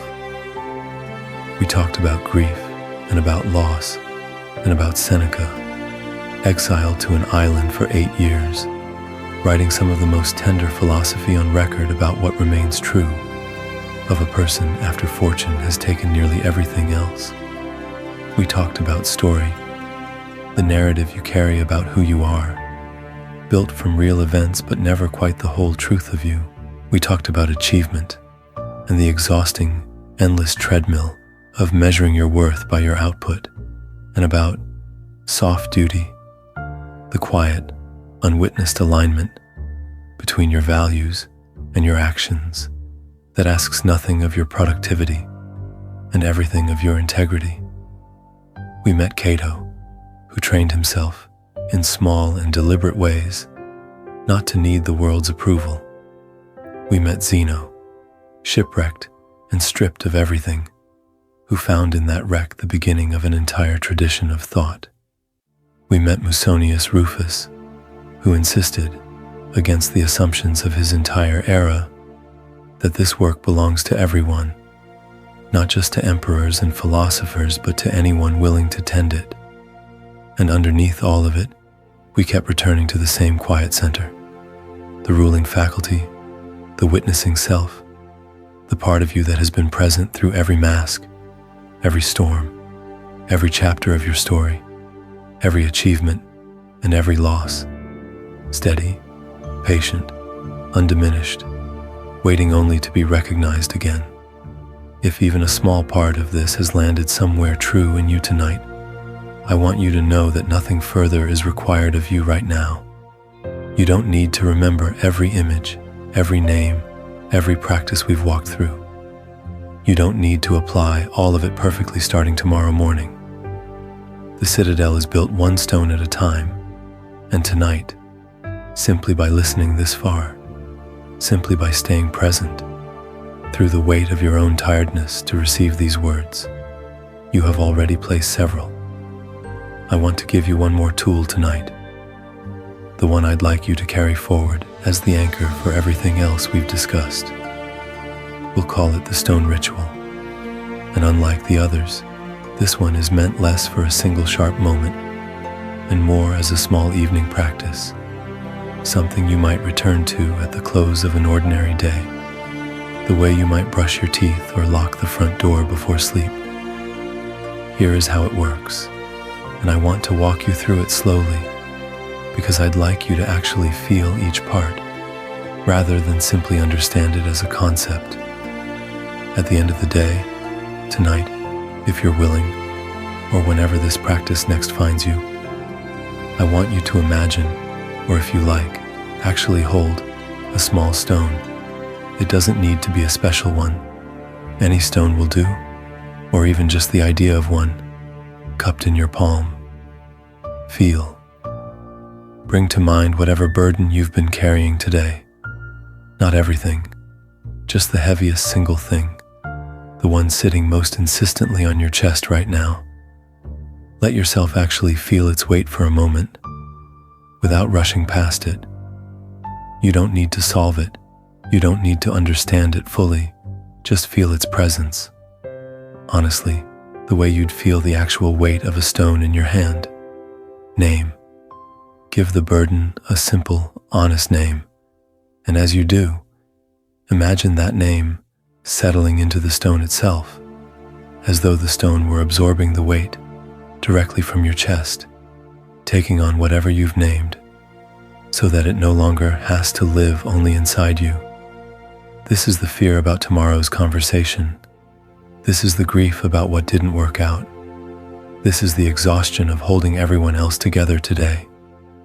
Whatever it is, name it plainly and let the stone hold it. Breathe. Take one full, slow breath as you imagine setting the stone down, not throwing it away, not demanding that the burden disappear forever, simply setting it down, gently, on the floor beside you, or on a table, or in whatever space feels right. This is not a rejection of the burden. It's a small, dignified acknowledgement that you do not need to carry it through the night as well as through the day. It can rest there, on the floor, until morning, without your body needing to hold it every remaining hour before sleep. Choose. Finally, choose, quietly, without drama, to let the night do whatever work it needs to do with what you've set down. You don't need to know how the burden will feel in the morning. You don't need to have it resolved before you close your eyes. You are simply choosing, deliberately, not to carry it into sleep with you, trusting that the citadel you've been building all night is strong enough to hold what you've named, even while you rest. This ritual echoes something Seneca actually wrote about explicitly, a practice he described of reviewing each day before sleep, not to punish himself for what went wrong, but to gently take stock, set down what needed setting down, and rest without dragging the entire weight of the day into the following morning. He wrote that this nightly accounting brought him a kind of sleep he found nowhere else, not because his problems were solved, but because he had stopped demanding that his body carry them through the dark hours, as well as through the daylight ones. I want you to feel free to adapt this ritual, however it serves you best. Some people find it helpful to actually keep a small stone somewhere in their home, a windowsill, a bedside table, as a physical anchor for the practice, something to hold in the hand each night, as a reminder of what the ritual is for. Others prefer it entirely internal, a private, wordless practice that requires no physical object at all. There's no correct version. There is only the version that helps you set down, however briefly, whatever you've been carrying, so that something in you can finally rest. Let's rest one more time before we come to a close tonight. This clearing can be a little longer than the others, because I think, by now, you've earned the extra rest. Picture a long, open field, stretching out further than your eyes can fully trace, under a sky just beginning to soften into evening. The grass moves slightly in a breeze you can't quite feel, but can somehow sense. The way you sometimes sense a room has changed even before you notice exactly why. There is nowhere you need to walk to in this field, no destination waiting at the far end, no task expecting you when you arrive somewhere specific. You are simply here, standing in the middle of a long, quiet stretch of open space, with nothing asking anything of you. Notice how the light moves across the grass as the breeze passes through it. Waves of slightly darker and slightly lighter green, shifting and settling, the way your own thoughts have been shifting and settling across the hours we've spent together tonight. You don't need to hold on to any particular wave of light. You don't need to catch it, or understand it, or make it mean something more than it already is. You can simply watch it move, the way you've been practicing all night, witnessing without gripping, present without needing to control. If you feel tired right now, genuinely tired, the kind that might be inviting you towards sleep, let that tiredness be welcome here. There is nothing left to accomplish in this field. There is no test at the end of it, no achievement waiting to be unlocked. Just the grass and the softening light and the quiet permission to simply exist here for as long as you need to. Stay as long as you'd like. When you're ready, and only when you're ready, we'll walk gently back together toward the end of tonight's time. I want to talk, briefly, about tomorrow. Not to add anything to your plate, but to be honest about something important. Everything we've discussed tonight is not a single insight you receive once and then carry forever, fully formed, without further tending. It is a practice, and practices, by their nature, ask to be returned to. I think this is worth naming clearly, because I don't want you to wake up tomorrow, get swept back into the noise of an ordinary day, forget most of what we talked about tonight by mid-morning, and then judge yourself harshly for having lost something you'd only just found. This is not how any of this work has ever gone, for anyone, in 2,000 years of people trying to practice it. Marcus forgot too. That's precisely why he kept writing the same reminders to himself, letter after letter, notebook after notebook, decade after decade. The forgetting is not a failure of the practice. It is simply what practice is for. You will put the mask back on tomorrow, probably before you've even finished your coffee. You will get swept up in a story about who you are and what you deserve, probably before lunch. You will, at some point, mistake a passing thought for a permanent truth, and mistake an achievement, or the lack of one, for a verdict on your worth. This is not evidence that tonight didn't work. This is simply what it means to be a person, living an ordinary life, in an ordinary world that is constantly, relentlessly, asking you to forget the very things we've spent this time remembering together. The practice is not staying permanently, effortlessly aligned with your ruling faculty from now until the end of your life. The practice is returning, again and again and again, every time you notice you've drifted, every time the noise has gotten loud enough to drown out the quiet center we've spent tonight locating. Returning is not a sign that you've failed to arrive somewhere. Returning is arriving over and over, for as long as you're alive to keep doing it. I want you to think of tonight, then, not as a single completed lesson, but as the first of what could become many returns, a rehearsal for a practice you'll keep coming back to, tool by tool, breath by breath, for as long as you need it. There is no shame in needing to return often. There's no shame in forgetting between now and the next time you find your way back here. The stones of the Citadel are laid slowly, and some days you will lay one, and some days you will simply stand near the wall, too tired to lift anything at all, and that too is allowed. The wall will still be there tomorrow, exactly where you left it, waiting patiently for whatever small effort you're able to bring to it next. I want to address something directly before we close tonight, because I suspect it's already stirring in some of you. Even now, even after everything we've walked through together, there is often a voice that arrives right around this point in a night like this one. Quiet, reasonable sounding, and quietly corrosive. It says something like, "This was nice to listen to, but it won't actually change anything. You'll forget this by tomorrow. You've heard things like this before, and nothing ever really shifted." I don't want to argue with that voice harshly, because I think harshness only ever makes a voice like this louder, more entrenched, more convinced it needs to keep defending its position. Instead, I want to do with it exactly what we practiced earlier in the witness seat.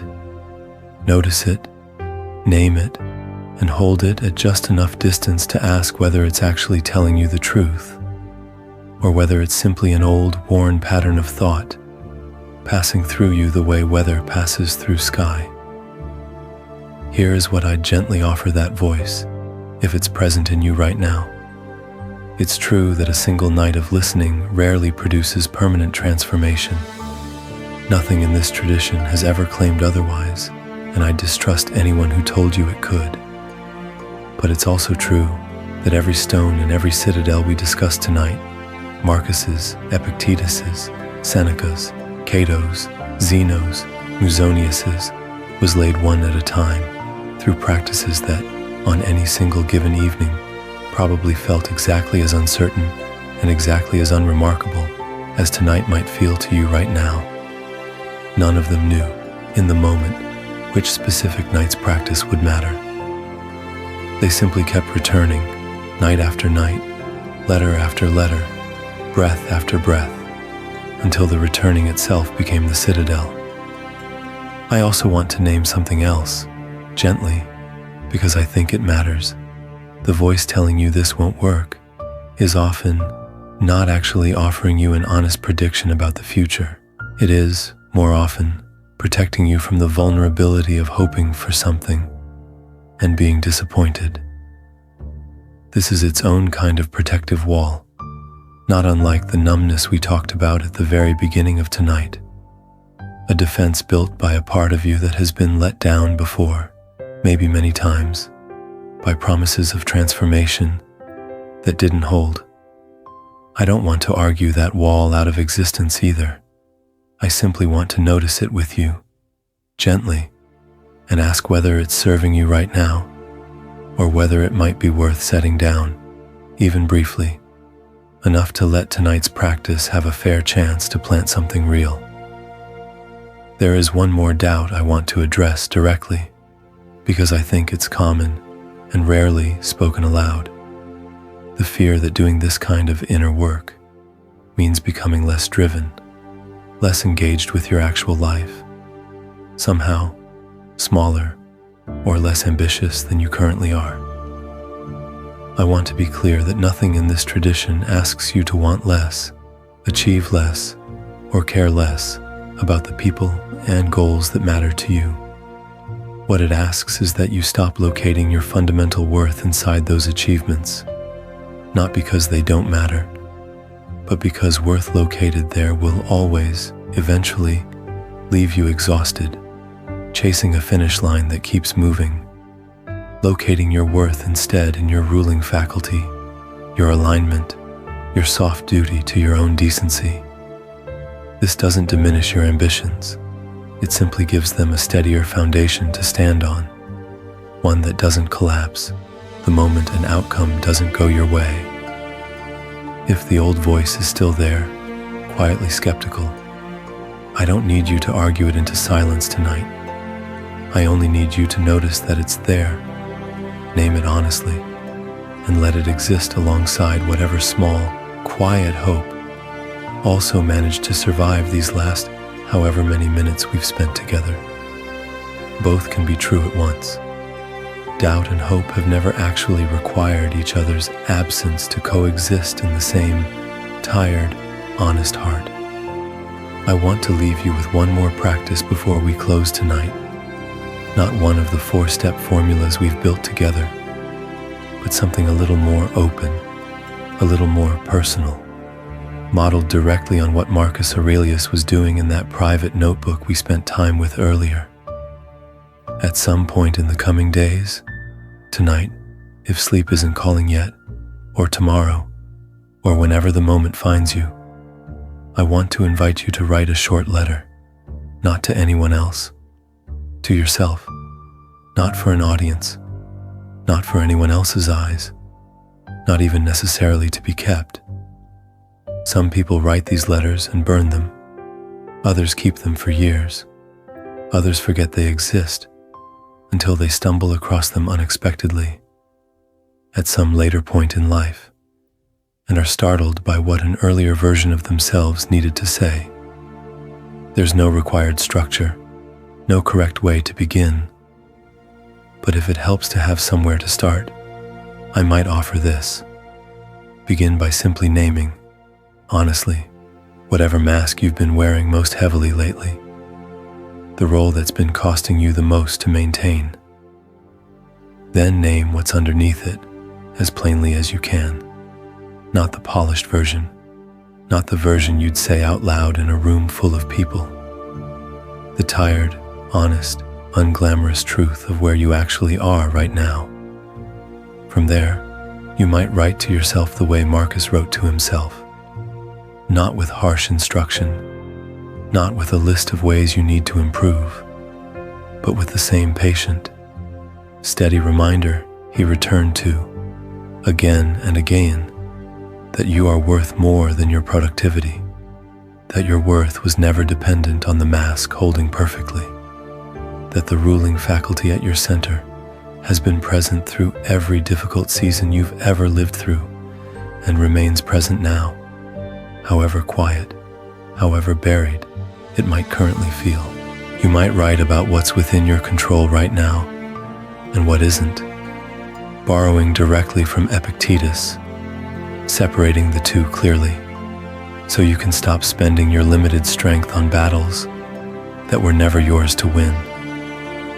You might write about what story you've been carrying and whether it's the only true story available about who you are, or simply one selection among many that could be made from the same raw material of your actual life. You don't need to solve anything in this letter. You don't need to arrive at a tidy conclusion, a 5-point plan, a resolution to change everything starting tomorrow. Marcus's notebook wasn't a productivity journal.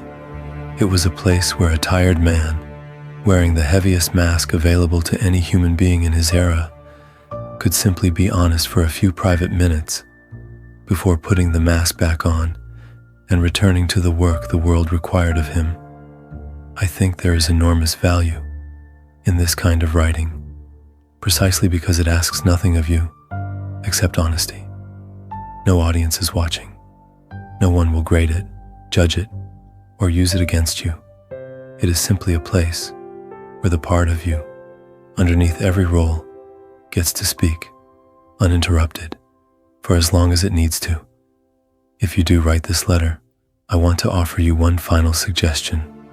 End it the way Marcus so often ended his own private entries, not with a grand conclusion, but with a small, quiet instruction to yourself for the next day.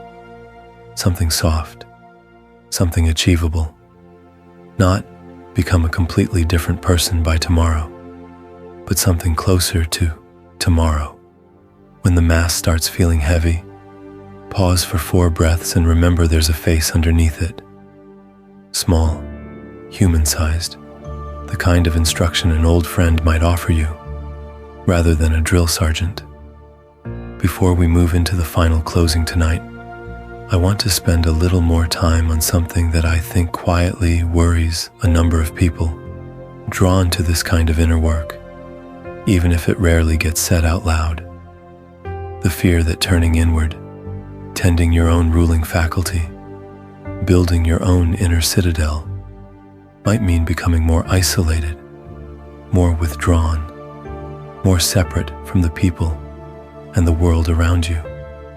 I want to address this directly because I think it points to an important and often blurred distinction: the difference between solitude and isolation. They can look identical from the outside. Both involve a person, alone, quiet, apparently withdrawn from the noise of company. But underneath that surface similarity, they are almost opposite experiences, and the difference matters enormously for understanding what tonight's work is actually asking of you. Isolation is what happens when connection has been severed, often against your will, often accompanied by a feeling of being unseen, unreachable, cut off from something you still deeply want. It is the numbness we discussed earlier, but calcified into a permanent wall, rather than a temporary protective measure, a wall that has stopped serving its original purpose and started, instead, simply keeping everyone out, including the people who might have helped you feel less alone. Solitude is something else entirely. Solitude is chosen, or at minimum, accepted with some measure of peace, and it is oriented not toward disconnection from others, but toward a deeper, steadier connection with yourself. The very connection we've been building tonight through the unmasking pause, the anchor point, the witness seat, the stone ritual. Marcus wrote his private notebook in solitude, but he was, for nearly the entirety of his adult life, surrounded by more people, more demands, more constant social obligation than almost anyone in the ancient world. His solitude was not a withdrawal from Rome. It was a private room he built for himself within an otherwise completely public life, so that he could return to his people, his duties, his empire, with something steadier to offer them than an exhausted, depleted mask running on empty. This is, I think, the actual relationship between the inner work we've done tonight and your outer life, your relationships, your responsibilities, the people who depend on you.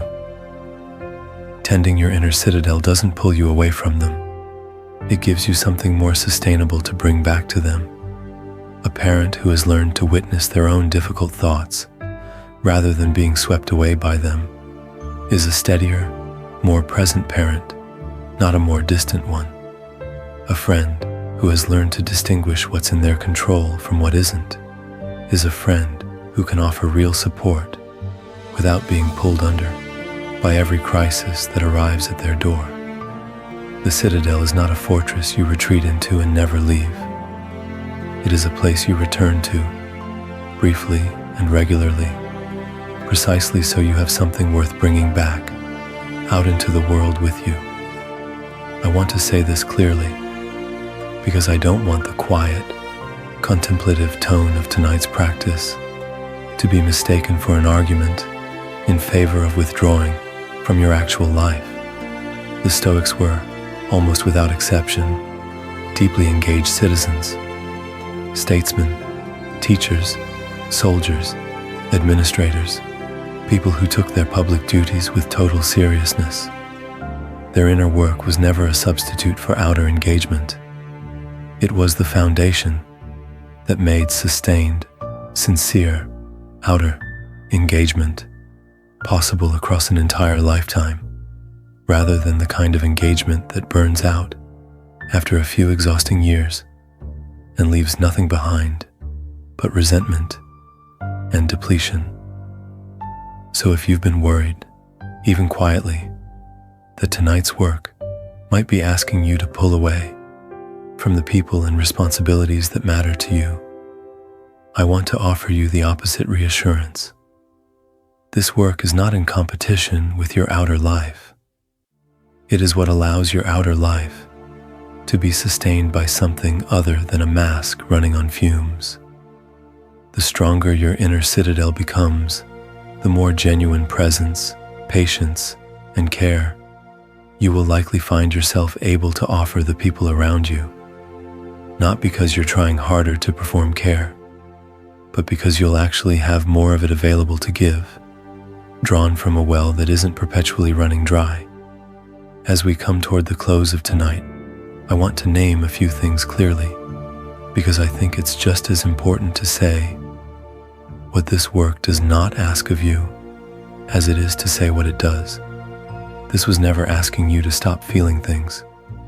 Nothing in Stoic philosophy, properly understood, asks for the suppression of emotion, the performance of calm you don't actually feel, or the cold, detached indifference the word Stoic has unfortunately come to mean in casual modern usage.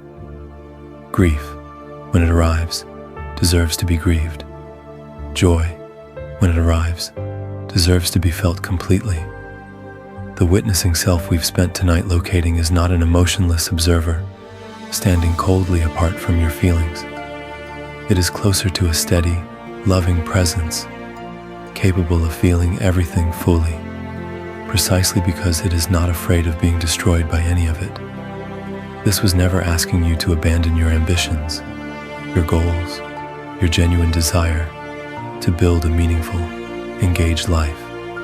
It was only asking you to stop locating your fundamental worth inside those ambitions, so that pursuing them could come from a place of genuine desire rather than desperate need, so that whether or not any particular goal is reached, the ruling faculty at your center remains steady, undiminished, worthy exactly as it is regardless of the outcome. This was never asking you to cut yourself off from the people who need you, or to stop caring for them as deeply as you always have. It was only asking you to tend your own inner ground first, so that the care you offer comes from abundance rather than depletion, so that you can keep showing up for the people you love across years and decades, rather than burning out in a few exhausting seasons and having nothing left to give afterward. And this was never asking you to arrive, tonight, at some finished permanent state of calm, wisdom, or self-understanding. It was only asking you to begin, or to continue if you'd already begun before tonight. The slow, patient, lifelong practice of returning to your own center, stone by stone, breath by breath, for as long as you're given to keep practicing it. I want you to release, if you're carrying it, any pressure to have gotten everything tonight, to remember every image, every companion, every formula, in perfect detail. You are allowed to have absorbed only a fragment of what we discussed, and for that fragment to be enough. A single stone, laid tonight, is still a stone. It still counts. It is still part of a citadel that will, slowly, across time, become sturdy enough to weather storms far worse than tonight ever asked you to imagine. I want to offer you something before we close tonight that I haven't quite said directly yet, even though I think it's been sitting underneath everything we've discussed. You are allowed to want a quieter life than the one you've been living. I don't mean quiet in the sense of empty or unambitious or disengaged from meaningful work and meaningful relationships. I mean quiet in the sense the Stoics meant when they talked about ataraxia, an untroubled steadiness, a mind no longer at war with itself, no longer performing a version of aliveness that has very little to do with how alive you actually feel underneath it. I mean, a life where your worth doesn't need to be reestablished every single morning through fresh achievement, fresh comparison, fresh evidence that you deserve to take up space in the world. So much of the exhaustion we started with tonight, the numbness, the flatness, the sense of watching your own life through slightly fogged glass, comes, I think, from living at a pace and toward a set of goals that were never actually yours. Borrowed ambitions, borrowed metrics of success, a borrowed sense of urgency inherited from a culture that profits, quite literally, from your perpetual sense of not yet enough. It is worth asking, honestly, gently, without rushing to answer, how much of what has been exhausting you was ever actually chosen by you, examined by you, aligned with what you, underneath all the noise, actually value. This is not a question meant to produce guilt. You didn't choose to be born into a culture that measures worth by output, that treats rest as something to be earned rather than something owed, simply by virtue of being alive, that has convinced so many of us that our value is provisional, dependent on constant renewal through visible accomplishment. You inherited these assumptions the way you inherited a language, absorbed so early, so continuously, that questioning them feels almost unnatural, like trying to think in a grammar you were never taught. But the ruling faculty we've spent tonight locating is not bound by that inherited grammar. It has its own voice, quieter, older, less concerned with the metrics the world keeps insisting matter most. And I think, if you listen closely enough, in the stillness after a night like this one, you might hear it asking for something simpler than what you've been chasing. Not smaller, not less meaningful, but simpler. A life built around alignment rather than accumulation, around soft duty rather than relentless striving, around presence rather than performance. I don't know exactly what this looks like for you, specifically.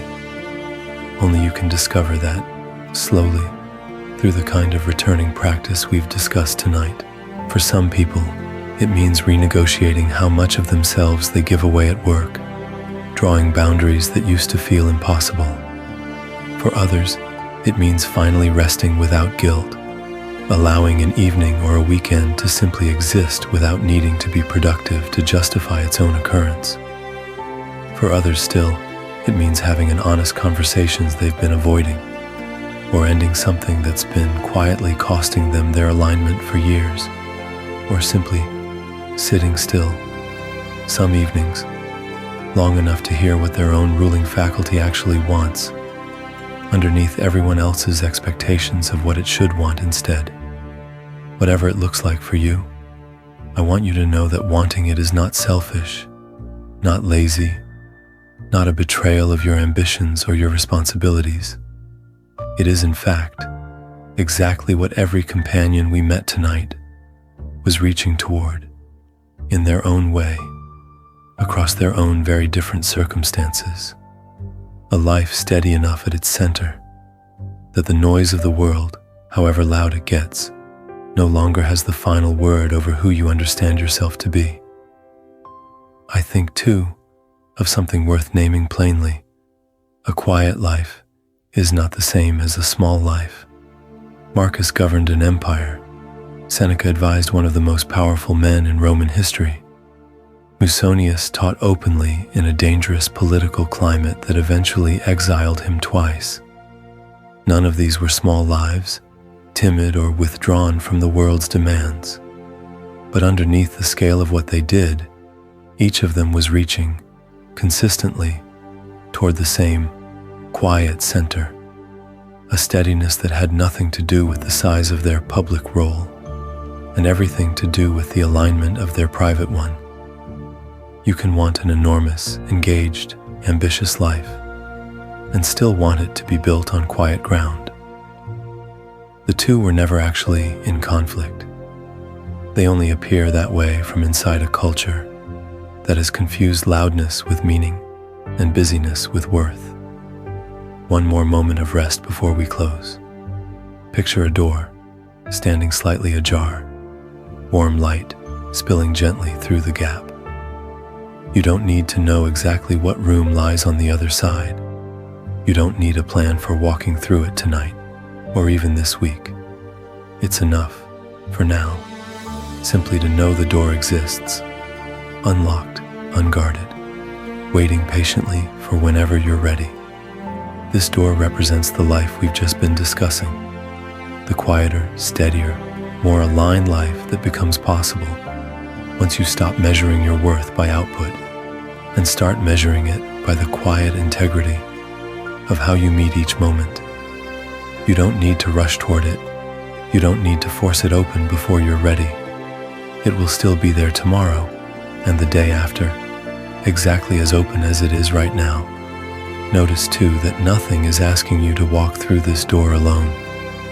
The companions we met tonight, Marcus in his tent, Epictetus in his small teaching room, Seneca on his island, Cato in his bare feet, Zeno on his unfamiliar shore, Musonius, teaching anyone willing to listen. None of them built their citadels in true isolation. They wrote to each other, taught each other, carried each other's words across centuries, so that someone like you, tonight, tired and searching, would have somewhere to begin. You are not the first person to stand in front of a door like this one, uncertain, tired, wondering if you have anything left to offer the threshold. You are only the latest. Rest here for a few final breaths. Notice the warm light without needing to walk toward it yet. Notice that the door was never locked in the first place, only, perhaps, forgotten, buried beneath years of noise that convinced you it wasn't there at all. It was always there. It still is. When you're ready, let's close tonight, gently together. There's one last thing I want to offer you before we close, and it has to do with something quietly important that I don't think gets said often enough in conversations about this kind of inner work. You are not doing this alone, even in the moments when it feels most solitary. Think, for a moment, about everyone we've spent time with tonight. Marcus, writing in the dark, reminding himself he was worth more than an empire's demands. Epictetus, teaching freedom from inside a body that had known real chains. Seneca, writing tender letters from an island, insisting that fortune could take everything except the part of him that chose how to meet it. Cato, walking barefoot through hostile streets, training himself not to need anyone's approval. Zeno, standing soaked on an unfamiliar shore, beginning an entire tradition from the wreckage of a single catastrophic afternoon. Musonius, insisting against everyone around him that this work belonged to farmers and enslaved people and women just as much as it belonged to senators. None of these people knew each other in life, not entirely. Some were separated by centuries, different empires, different languages even. And yet, each of them, working from wildly different circumstances, arrived at strikingly similar conclusions about where a person's true worth actually lives. I think there's something worth sitting with in that fact. When so many different people, across so much time, working with so little contact with each other, keep discovering the same quiet truth, it starts to look less like a coincidence and more like something genuinely, reliably true about what it means to be a person. I want you to think of these companions now the way you might think of an old, extended family, not one you chose by blood, but one you've inherited simply by virtue of having asked the same questions they once asked, in your own tired hours, in your own version of a private notebook or an unfamiliar shore. They cannot answer you back directly, but their words remain patiently available, exactly where they've always been, for anyone willing to sit with them the way you've sat with them tonight. And beyond these ancient companions, I want you to remember something closer to home. You are not the only person listening to these words tonight who recognize their own exhaustion in the winter soil, their own mask in the ancient actor's persona, their own storms in the sky that holds them. There is a whole quiet community of people doing exactly this work, in exactly this kind of solitude, at exactly this kind of hour, each of them believing, privately, that they're the only one still awake, wrestling with these questions. You are not alone in that particular loneliness, even though it often feels that way. The work is solitary in practice and communal in spirit. Countless private notebooks, written separately, saying, underneath all their different specific details, something remarkably similar to what Marcus was writing to himself 2,000 years ago in a cold military tent at the edges of an empire he never fully wanted to rule. I find real comfort in this, and I hope you might too. Whatever mask you've been wearing, whatever story you've been carrying, whatever weight you set down tonight in the stone ritual, you carried it alongside a very long, very old, very wide company of people who felt exactly as tired, exactly as uncertain, exactly as in need of reminding that they were worth more than what the world asked them to produce. You have joined something ancient tonight, whether or not you fully feel it yet. That too is allowed to settle slowly, the way everything else we've discussed settles slowly across the quiet, unglamorous, patient work of an ordinary life, being lived one return at a time. Before we close tonight, I want to bring you back to exactly where we began, not as a formality, but because I think it matters to feel the shape of the full circle we've walked together. At the very start of tonight, I asked you to notice the weight of your shoulders, the temperature of the room, the simple, unglamorous fact of being a body, in a chair, in a life. I want to ask you to notice these things again now, at the end, and to notice, gently, whether anything has shifted in how it feels to notice them. Maybe your shoulders have dropped, just slightly, from where they started. Maybe they haven't, and that's allowed too. Nothing about tonight required a specific physical outcome to have mattered. Maybe the room feels the same temperature it did an hour ago, or maybe it feels different somehow, softer, less urgent, though nothing about the actual air has changed at all. What I hope has shifted, even quietly, even just a little, is the relationship between you and this body, this room, this exact moment. At the start of tonight, I said you weren't here to learn. You were here to land. I want to ask you now, did you land? Not perfectly, not completely. Landing is rarely a single clean event, but even partially, even briefly, even for a few scattered minutes across everything we've walked through together, I think this matters more than any single idea we've discussed tonight, more than the masks, more than the Citadel, more than any of the companions or their stories, because underneath all of the philosophy, underneath every reframe and every practice, the actual work has always been this simple, this immediate, coming back into your own body, your own breath, your own present moment, again and again, for as long as you're given to keep practicing it. The Stoics built an entire philosophical system to help a person do exactly this: return patiently to what is actually here, actually true, actually within reach, rather than lost in a mask, a story, a storm of thought, or a chase for achievement that never quite arrives anywhere solid. But underneath the whole elaborate architecture of that system, the practice has always come down to something almost embarrassingly simple. Notice your shoulders. Notice the room.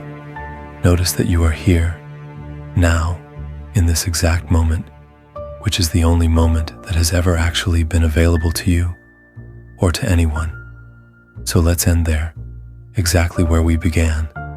Notice your shoulders one more time. Let them be exactly as heavy or as light as they actually are. Notice the room around you, its temperature, its quiet, its ordinary, unremarkable reality. And notice, underneath all of it, the quiet, patient, ruling faculty that has been present through every single word of tonight's journey, unchanged by any of it, and yet, perhaps, just slightly more recognized than it was when we began. That recognition is the whole of the work. Everything else was simply a way of helping you arrive at it.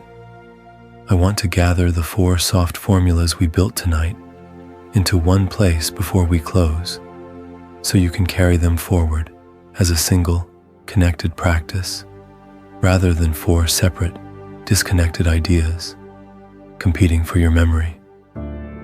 The unmasking pause is for the moments. The mask grows heavy at a red light, before a call, in the walk from the car to the front door. Feel what's underneath the mask. Name it plainly. Breathe one breath for the part of you carrying it. Choose to put the mask back on anyway, not from obligation, but from soft duty, because the part underneath has been witnessed and no longer needs to scream to be noticed. The anchor point is for the moments something outside your control has just happened. Bad news, a hard conversation, a plan collapsing in a direction you didn't choose. Feel the immediate reaction without rushing past it. Name which part of the situation is yours to hold and which part was never yours to control. Breathe out some of the grip around the part that isn't yours. Choose the one true, controllable thing within the situation and set your hands there instead of everywhere at once.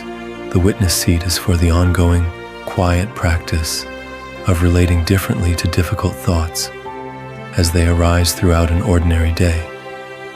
Feel where the spiraling thought lives in your body. Name it as an activity your mind is doing, rather than a fact about who you are. I am having the thought that, rather than I am. Breathe as you imagine repositioning into the seat just behind and above the thought. Choose whether it needs your belief right now, or whether it can simply be allowed to keep passing, the way weather passes across an unbroken sky. And the stone ritual is for the close of an ordinary day, a small evening practice for setting down whatever has accumulated across the hours since morning. Feel the heaviest burden of the day, honestly, without rushing past its weight.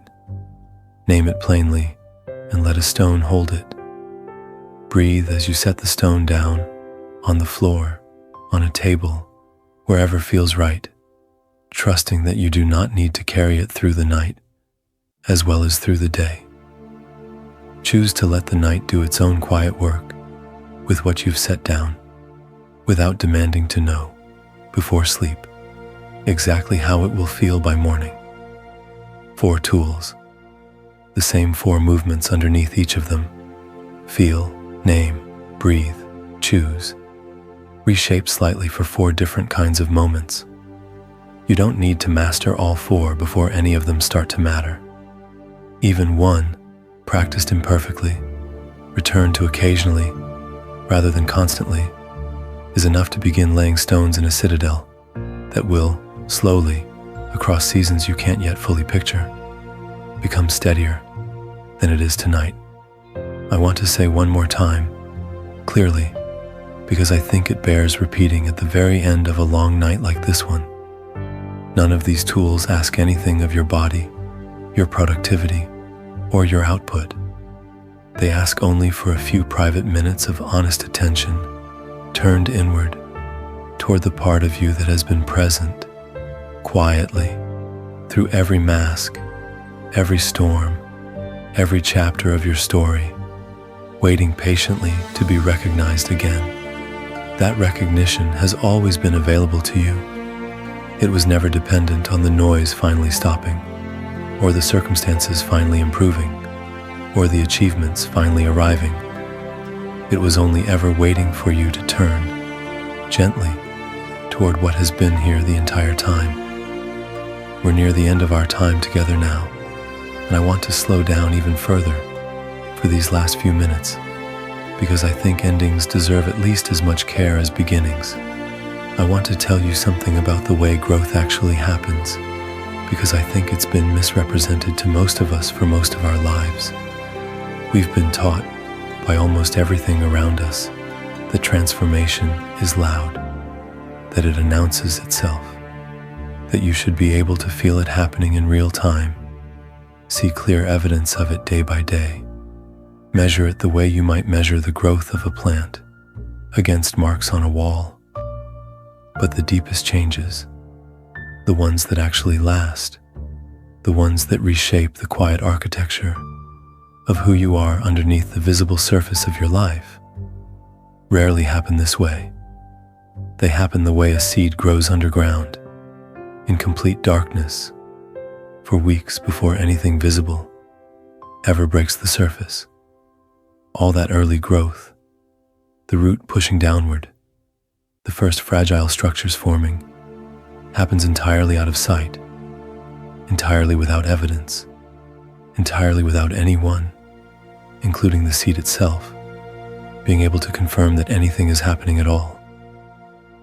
I want you to think of tonight this way. Nothing about what we've discussed needs to produce visible results tomorrow, or this week, or even this month, for it to be working. Somewhere underneath the surface of your ordinary days, something has been quietly disturbed tonight. A stone set down, a mask noticed, a small distance created between yourself and a thought you'd mistaken for permanent truth. This work continues in the dark, in secret, in the hours you're not paying attention to it, the same way a seed continues its work, regardless of whether anyone is watching the soil.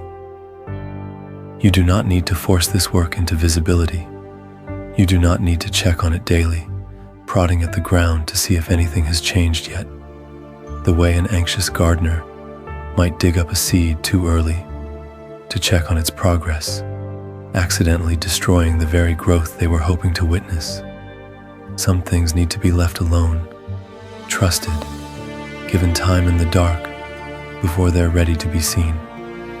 So let the night do this work in secret.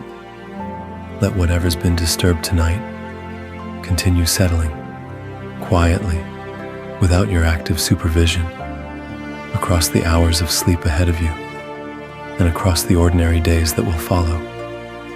You have done enough for tonight. You listened. You stayed present through your own tiredness. You let yourself be witnessed by these words, even in the parts of you that usually stay hidden from view. That is not a small thing. That is in fact exactly how every Citadel we discussed tonight began, with someone willing to sit still long enough to hear something true and let it work on them quietly, without demanding immediate proof that it was working at all.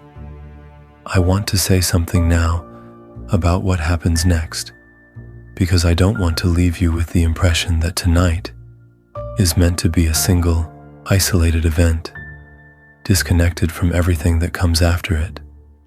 If what we've explored together tonight has meant something to you, if some part of you felt, even briefly, less alone in the particular exhaustion of wearing masks too heavy for too long, of mistaking passing weather for permanent identity, of measuring your worth by output that never quite satisfies, I want you to know that this is not the only night this kind of work happens. We return to this clearing regularly, not because you need to earn your way back, not because there's an attendance requirement for healing, but because this is, quite simply, an ongoing practice, and practices are sustained by returning to them together rather than alone. If it would help you to have this space waiting for you again, a place to come back to when the mask grows heavy, when the weather turns severe, when you need to be reminded, gently, that you are worth more than what you produce for other people in a day, I'd invite you to stay close, not out of obligation, out of the same soft duty we've been talking about all night, the quiet, steady choice to keep tending something that matters, simply because it matters, without needing anyone to witness that you're doing it. If you'd like to keep returning to this kind of work together, subscribing is a small, simple way of staying connected to it, not as a transaction, not as a favor you owe for tonight's time together, but as a quiet way of joining what has slowly become a small, gathered community of people practicing exactly this, the patient, unglamorous work of remembering who they actually are underneath everything the world asks them to perform. There is no pressure in this invitation. There is only an open door left quietly ajar in case you'd like to walk back through it again sometime. For now, though, I don't want to ask anything more of you. You have done enough for one night. Let your shoulders be as heavy or as light as they actually are, without needing to perform either one for anyone, including yourself. Let the room's temperature simply be whatever it is. Let the mask, wherever it's currently sitting, rest for tonight, and let the quiet, ruling faculty underneath it, steady, patient, undiminished by any of the storms that have passed through it across however many years you've been alive, simply exist, unwitnessed by anyone except you, for as long as you need it to. The night will do its work in secret. You don't have to supervise it. You don't have to understand it fully before it's allowed to happen. Before you go, I want to leave you with one final image, because I think it belongs here, at the very end, more than anywhere else, in tonight's journey. Picture yourself, years from now, having practiced this kind of return again and again, some weeks diligently, some weeks not at all, the way any real practice actually unfolds across an actual life. Picture the Citadel a little sturdier by then, not perfect, not impenetrable, but steadier than it is tonight, built stone by unglamorous stone across seasons you can't yet foresee. That future version of you did not get there by transforming overnight. They got there the same way Marcus did, the same way Epictetus did, the same way every person who has ever done this work got there, by returning, tired and imperfect, to the same quiet practices, night after night, for longer than felt convenient, longer than felt like it was visibly working, until one day, without any single dramatic turning point they could point back to, they simply noticed that the ground beneath them had become steadier than it used to be. You are allowed to be, tonight, simply one early step on that long walk. You don't need to have arrived anywhere yet. You only need to have taken this one quiet step, staying present through your own tiredness long enough to hear something true, and letting it begin its slow work in the dark, without demanding proof, without needing to understand exactly how or when it will show itself. You have done enough. Rest now. We'll meet again in the next clearing, whenever you're ready to return.